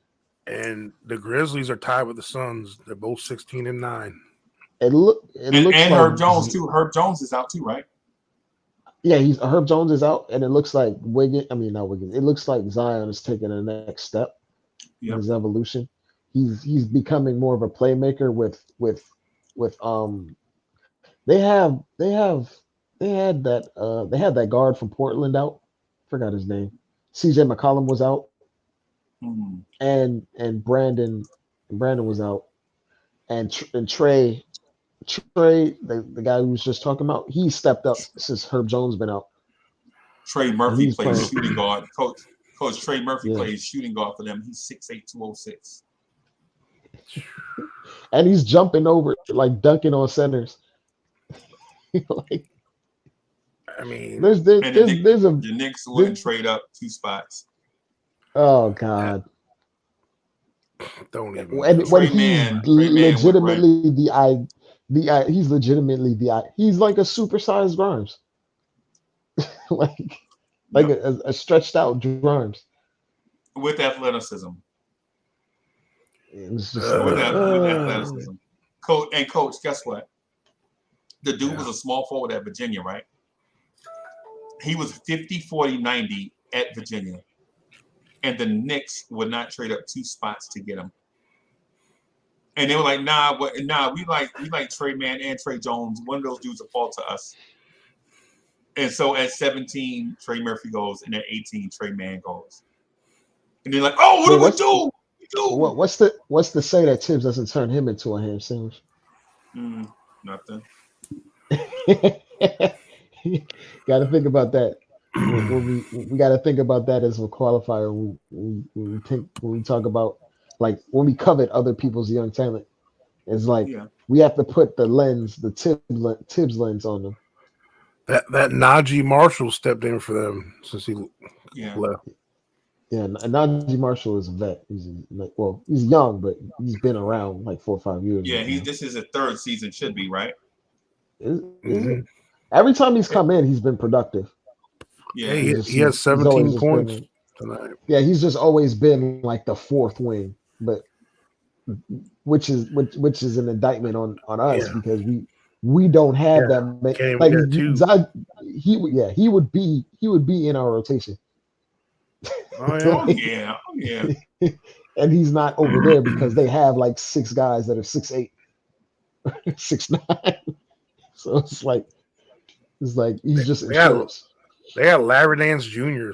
playing major minutes over there. So another Uber athlete, 6'10" guy. Yep, can guard multiple positions. And Valanciunas is just a solid dude. Yep. He's just always that center that just produces. There's a video I wanted to show you of the Raptors president talking about why certain guys are considered Raptors players. Because if you were to describe what a Raptors player is, go ahead. Like if you were to give like a baseline of what the Raptors organization looks for, what would that be? I don't know. Under the radar, underappreciated players. I don't know. Like 6'8", 6'9", wings, long, athletic. That's what they try to acquire repeatedly. Dribble, pass, and over. shoot. Yeah. Positionless. You mean what Nick Nurse? Like Nick Nurse's style. Yeah. Well, I mean, it's not necessarily a style. It's who they decide to put together on the team. But hold on, let me find it. Where did I put it? Thought I saved it. Where are these things coming from, bro? Let me scroll up. Okay, here it goes. I don't know if you can actually play it, but it gives you insight on what like teams like the Pelicans are trying to do. Post it in the You talking about the one Jerry, you sent it to us during the summer, right? No, it's a different one. This is a different one. It's a different one. Is it? Okay. It's recent. It's recent.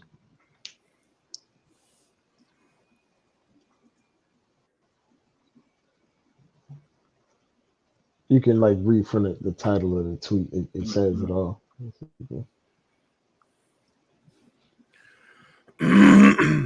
Dang, the West is so crazy right now that the 12 seed is 5 games out of first.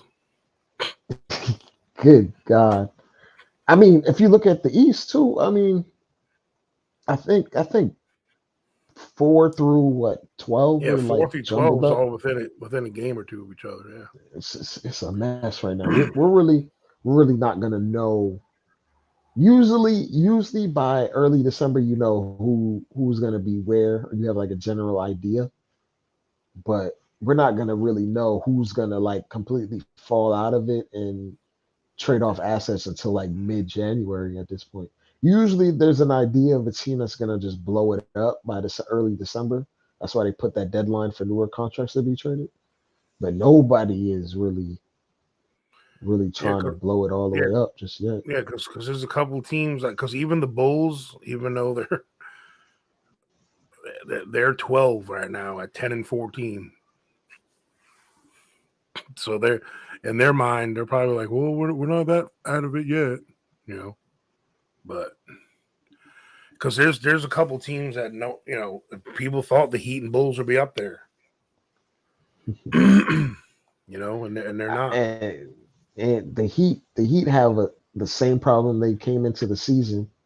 They don't have a real power forward on their team or anybody that can guard wings outside of Jimmy Butler, and it's really holding them back. That PJ Tucker loss really screwed them up. Right. I think I could play it, man. I'm not sure. Let me try it real quick. Yeah, be patient with me, okay? Okay.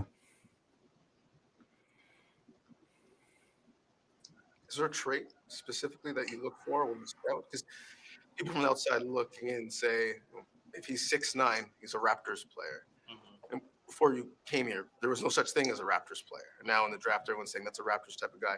But is there an intrinsic value or trait that you look for in players? Yeah, it's those players. You know, like it's clear that this is what, you know, like we want to do. We look for basketball players, talented players, but I believe that's where the game is going. Yeah, to have this big, you know, like. Yeah. Yeah, we can believe where the game. Yeah, I got it. You know how you too, bro. You too, yeah, and the thing is, if you look you gotta play and start and stop, right? Yeah. Look what. If you want to look at basketball historically, okay, the game when it was originally invented, you had like it was a positionless game. Like this whole position thing and connecting sizes to positions and all that happened all of a sudden like in the 80s. I think it kind of started happening. Like It happened before. It happened before that because they wanted to put the taller player next to the rim because everybody wanted to score at the rim. But I'm talking about the whole Mike and the Giant when a Giant came into the league to play. Yeah. You know, then there was like a center and then four guys are all about the same height. You know what I'm saying? It wasn't like the point guard, the shooting guard, the small. It wasn't like all like that. There's a bunch of dudes like all about the same, you know, sizes, and then all of a sudden, like the late 70s, the 80s, there started being a little bit of position things happening, you know.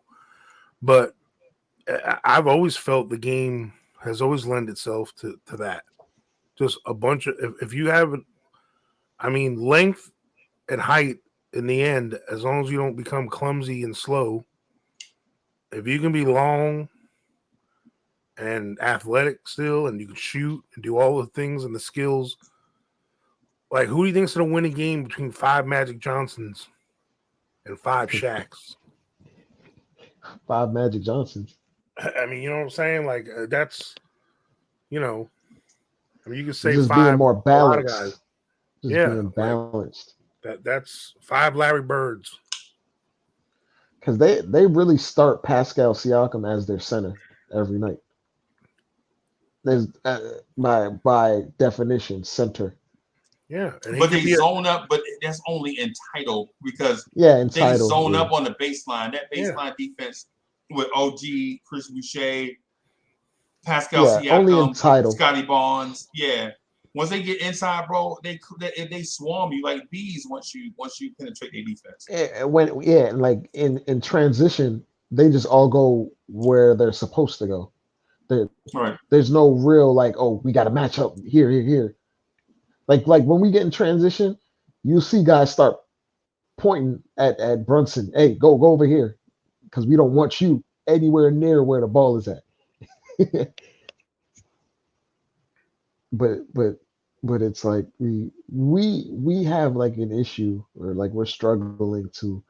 It feels like almost in the last 20 years, it feels like, with the exception of that 1 year where we were so dominant from three, it feels like we were always trying to catch up to the rest of the league as far as what the rest of the league was doing.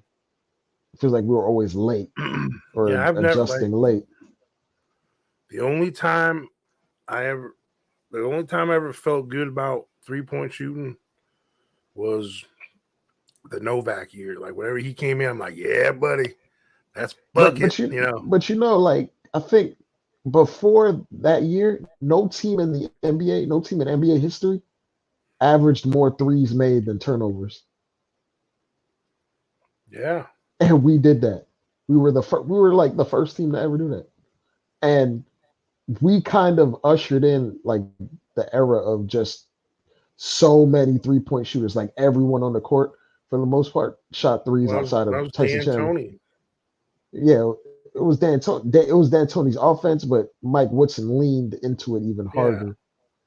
And then our roster decisions even made up for it, where we got like Jason Kidd, who only wanted to shoot threes, and J.R. Smith wanted to shoot threes, and Novak, and then Melo started to up his 3-point volume more. Like he was taking less mid-range shots, he was just taking more threes. And we were like the premier 3-point shooting team at the time. We took the most threes in the league at the time, and at the time it was like 33s a game, which was the most like ever to that point in league history. Now teams are taking 40, 45. Yeah. The Magic are built. The Magic are building themselves like the Raptors right now. Yeah, they're built to them almost identical to the Raptors. Them and New Orleans. They're like stockpiling as many 6'8", 6'7" wings as possible. And That's some why of their we ain't getting stars none. are that. All Some of those their teams are taking them all. it's that player is at a premium now, because the league is starting to realize, hey, you kind of need this 6'8", 6'9" guy to do a bunch of things. So you're at less of a disadvantage in more situations. Mm-hmm. Because like when you have a 6'8", 6'9" guy running back in transition, he could at least protect the rim. Like worst comes to worst, you can protect the rim or stop the ball or redirect someone somewhere else. Whereas if you have like Jalen Brunson running back and he's the last line of defense, it might as well just be a layup. Right. And I want us to take that approach. Like, and if we do draft, I hope we just draft wings, man. I don't want us to draft anything that's not a wing. We already got 2 centers or 3 centers. We got some power forwards in here, or we're gonna have one. Regardless, we're gonna have a power forward that's gonna play a lot of that's what I'm minutes. saying. We have no wings. Our only Bad wing is wings. RJ, and he's not athletic. Only wing in this rotation is RJ, and he's not athletic.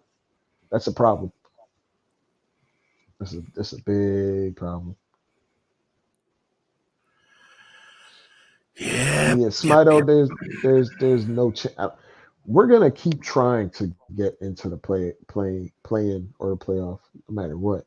Unless like we have like a rash of injury. Like if Jalen Brunson goes down, we're probably not gonna be anywhere near making the playoffs. Maybe a playing team, but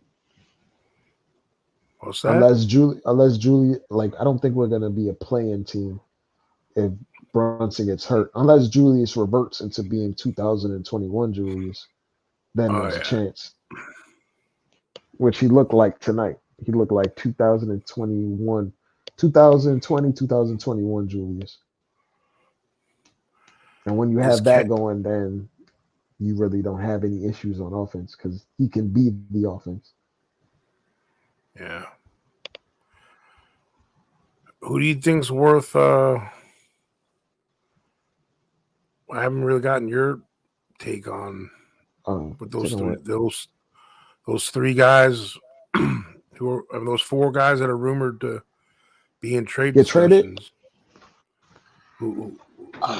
What are some ideas you think we should look at? Like who we should target, or Yeah, like well, what we should get back. Like what ideally, you think we should do realistically, and then what dream case scenario? realistically, I think we should try to move Fournier for some sort of salary dump. If we can get like some second rounders out of it, that's the realistic play. But if we're gonna throw Fournier and like quickly in there, we might be able to source like a protected first and like clear some salary off the books, because So you don't think we'll get like any kind of player? I don't believe, like, because if we're I don't know, because if we're targeting if we're trying to trade these guys, Fournier is not a plus to any team because of his money, which is why we're like entertaining Cam and IQ at the same time, because those guys are gonna make him more attractive, make it sweeter, make the deal sweeter. And when you're doing stuff like that, it also it kind of pigeonholes you into only being able to accept like bad contracts back. When you're trying to Right. use a sweetener like that, it makes it harder for you to get something back of value when you're giving up something like that. When you're giving up a contract like Fournier's. So like a team would want to give us a terrible contract, right? Like the Lakers, but they would also be reluctant to give us a pick because of how they're set up. But if Fournier was making $8 million a year instead of 18, they might throw us a draft pick because we'd probably be throwing Rose in there on top of Cam, on top of whoever else to make the money work. But it's in a weird position because the Lakers keep throwing out these signs that if we're going to buy what Sham says, that they're not trying to give up a first round pick unless they're getting an all-star talent back. Yeah. Well, until this loss, because LeBron was out, they won 8 out of their last 10 games.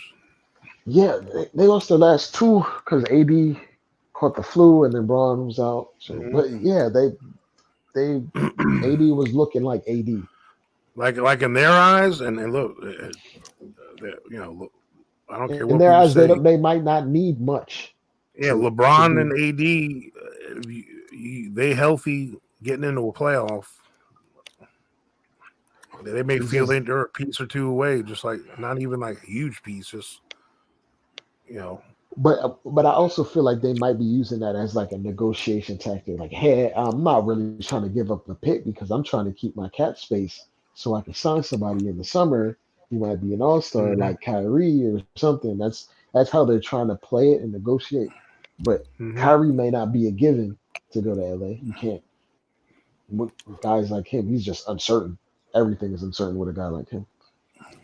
So they're just like posturing. Like they might actually give up a first. I don't know if they'll give up both though, unless it's like a no-brainer all-star caliber guy. Like if they could get like a Drew Holiday type deal, you know how like the Bucks gave up like 3 picks for Drew and like some swaps.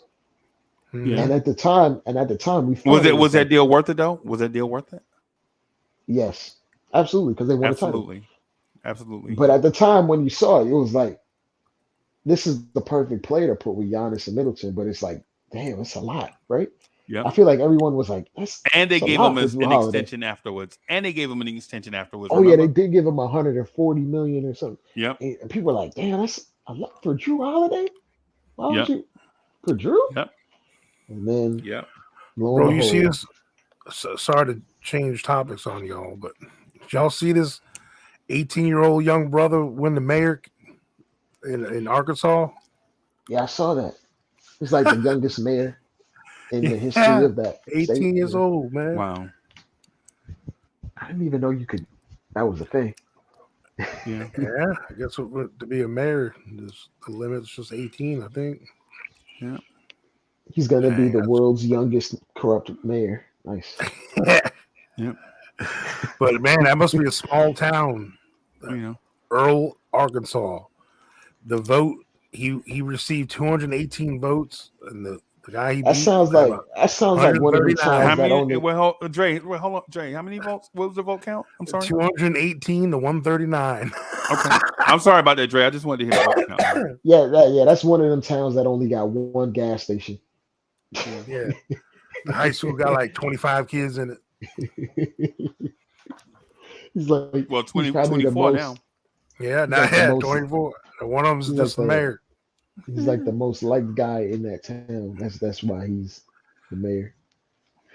Can you imagine being the 60-year-old dude that lost to him?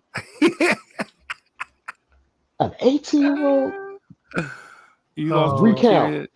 He's like, Yeah. recount the ballots. It only take like 10 minutes to recount. All the Yeah, ballots. recount. Ain't no I hanging demand a chads there. recount. I demand a recount.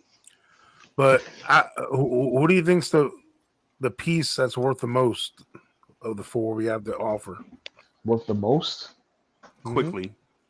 Yeah, quickly. Because he has one more. I think he has one more year before he's One up more for a controllable contract. year. Yeah. And even though he's not shooting well right now, teams are analytical and analytics based, and quickly is like an analytical star. Like, for the Knicks, if you look up every analytical stat on this team that's positive, he's at the top of it by far, too, like by a wide margin. Which is kind of. Oh, I was going to say one last thing, which is kind of maddening because if he could get his jumper going, we would never be in a situation where we would ever talk about trading him ever. Hey, I'm gonna If he tell could you. just shoot a bit. I'm gonna tell you what Quickly's mistake is. Right. The scoot three. If you're off with the scoot three, bro, you're gonna be off for a long time. Right? What does that mean? The shot base. The shot base. Oh, okay, gotcha. Look at the shot base. The dudes that step into their shot both feet at the same time, the granny shot, the set shot. Those guys. It makes it harder for him to even get the shot off in traffic. Like he has to stop. Yeah, he's got that awkward, like. Yeah, I know. He's got to do so much to get into his shooting motion. Yeah, that awkward, like square up. Yeah, look that he does. That's why most guys do. Right-handed people do the left-right 1-2 high release three. Right, you don't have to jump, and you don't have to have a 90-inch vertical to get your shot off. Steph Curry and Seth Curry, right, are the classic examples of because Del Curry. Ironically, shoots the quickly shot. They pops. Yeah. Shoots the set shot. If you ever let him set his feet, like Del Curry could have averaged 30 points a game if he could ever set his feet, right? But once his feet are set, it's a dagger, right? But the boys come along, and when you look at their shot base, it's beautiful to watch. They step into the shot. Everything is on rhythm, on target.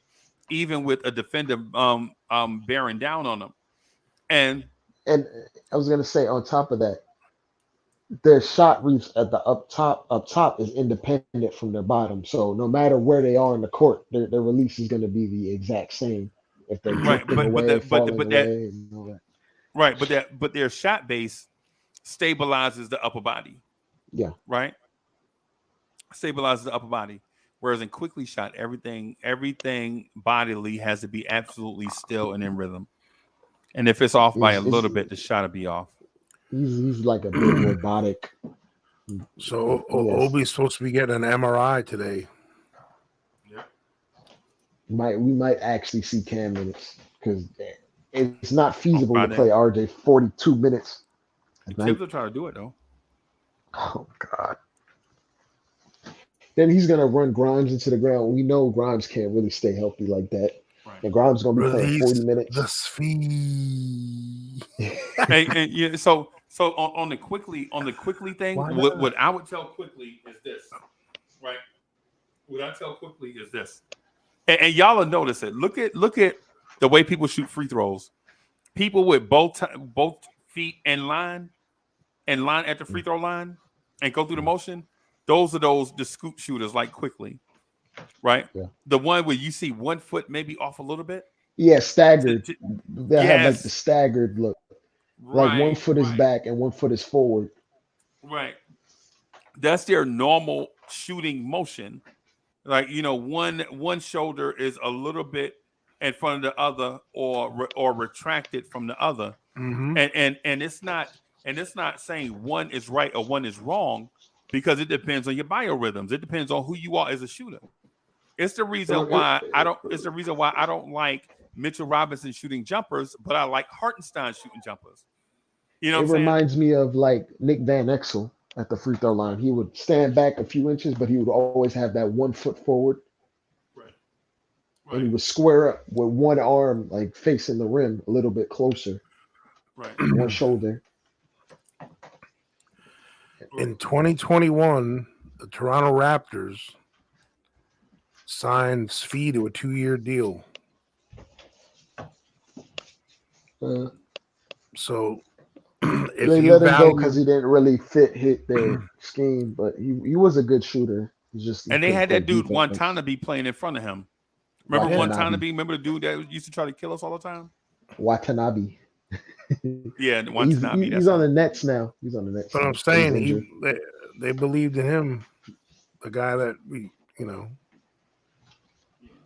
why not? I mean, I would put more stock into the Raptors believing in someone than us believing in someone, because we believed in Luka Vildoza. So yeah, right. We believed in Luka Šamanić. That's why this front office, bro, is. That's why I'm saying this front office is inept. How do you pay Luka Šamanić more money than you pay your starting center, and then you cut him to pay your starting center? Bro, legit, coach. The dude Luka Šamanić was making more money than Mitchell Robinson, who was the starting center of the New York Knicks, and this dude was in the G League and couldn't dominate the G League. And Deuce McBride was dominating the G League. Right. I'll be filling a water bottle. Oh, I am. I'm at the. I'm at my fridge right now getting water. My bad. Oh, bro, I thought your fridge filled water by itself. I thought my bad. I was fridge where no, it's water straight. Just I don't care if you're doing that either. I was using. Would you like a dispenser. water, Mr. Dre? Is that what your fridge says to you, or do they call you Dre? Are they formal or non-formal? I have a nice fridge, but I don't have one of those where if you ever been in Best Buy, you see those ones with the big old screens on them, and people be watching TV off their whole fridge. Like, I don't have one of those. I feel like an ass now because I bought one of them, $3,100. Oh my god! And guess what's wrong with it, Dre? It's broken right now, and I'm using an old school white refrigerator with the freezer on top right now. Hey, bro, I'm mad, but I didn't finance it though. We paid for it. Like, what happened? Like, we came up on some. Coach, you know how it is. Every now and then you come up on some cash.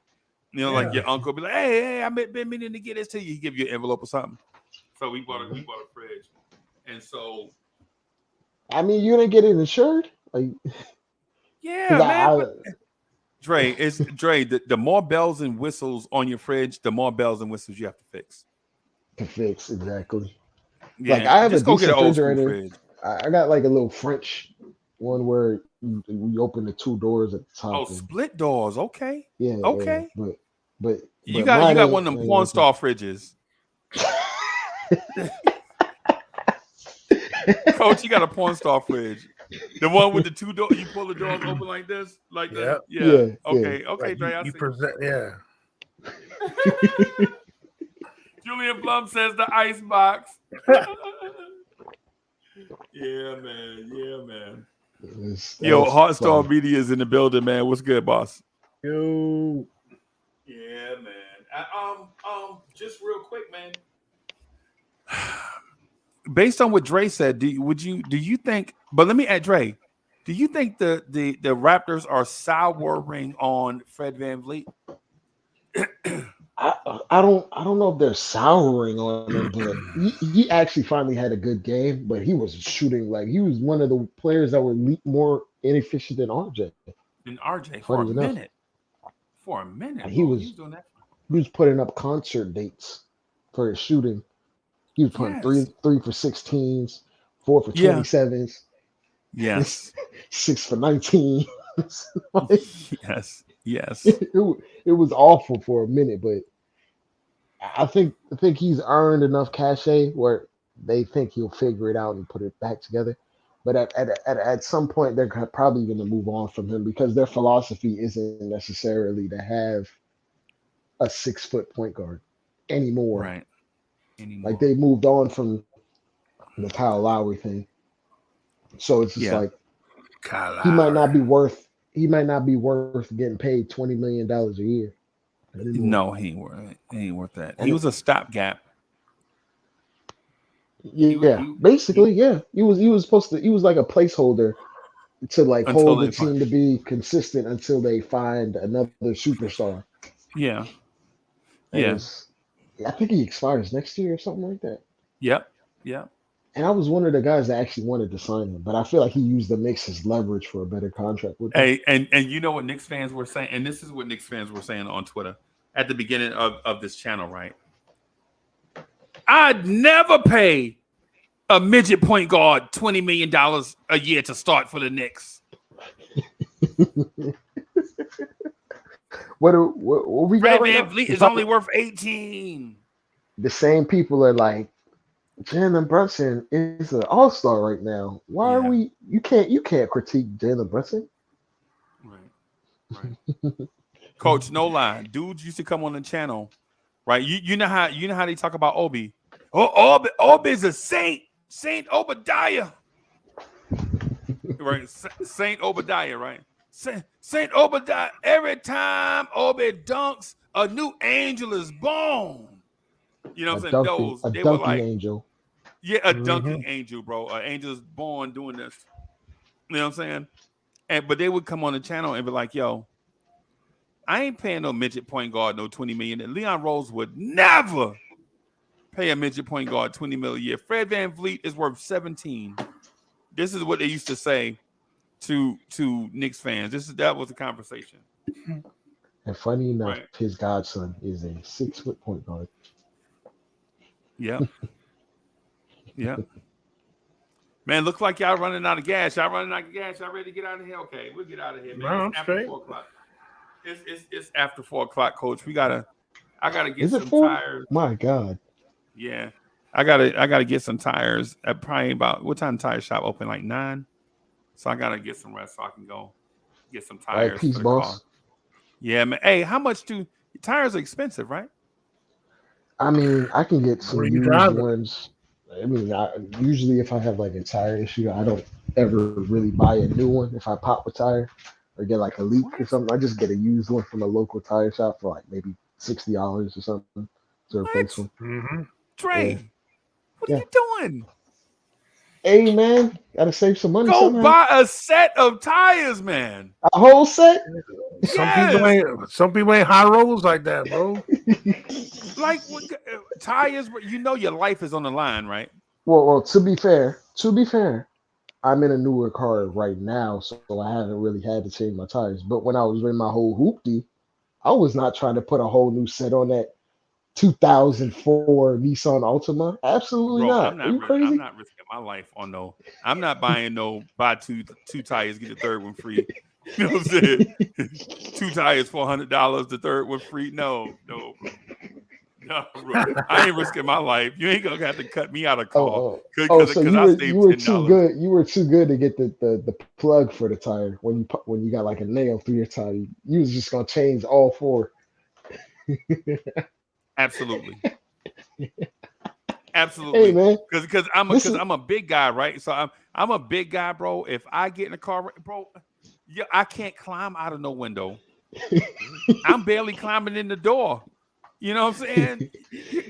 I'm giving you the perspective of me when I was a broke 22-year-old college student in my hoopty, just not really. But like, I really haven't had to change tires in a long time because I just got this car. This car I'm in, Okay. I've been in for like the last 6 months, so Okay. no reason to change it. But my older cars, I would have 4 different brands of tires on that thing. Coach, can you imagine? Coach, just imagine 6'5", 300 pounds trying to climb out of the back window when you in a ditch full of water. No, thank you, bro. Hey, yo, I'm not trying to just save $10 on the time. I know. It's not worth it, bro. But that's because Coach run a 4.5 40. Coach an athlete, bro. I'm washed. Not up. anymore. Yeah, man. I'm washed up, bro. Yeah, Man, man. Coach gonna get cut. Coach is gonna get cut up in 2 years, man. Just wait. Yo, the Tampa Bay Bucks finally cut him last year. They just finally, he's a 46-year-old running back. They just finally cut him last year. You got the guns, man. Yeah, man. Well, we only got, I was looking at our G League. Even our G League, we only got one wing. Yeah. We cut Farron Hunt, by the way. Yep. Yeah. Yeah. No, we didn't. We traded him. We traded him? Yeah, we traded him. It was a G League trade. An air conditioner? Wow. Probably. A copy of Xerox. Now we traded Farron Hunt to somebody in the G League for another G Leaguer and a G League second round pick. Wow. A G League second round pick. And there's the big move of the year, boys. G League second round pick. Making moves.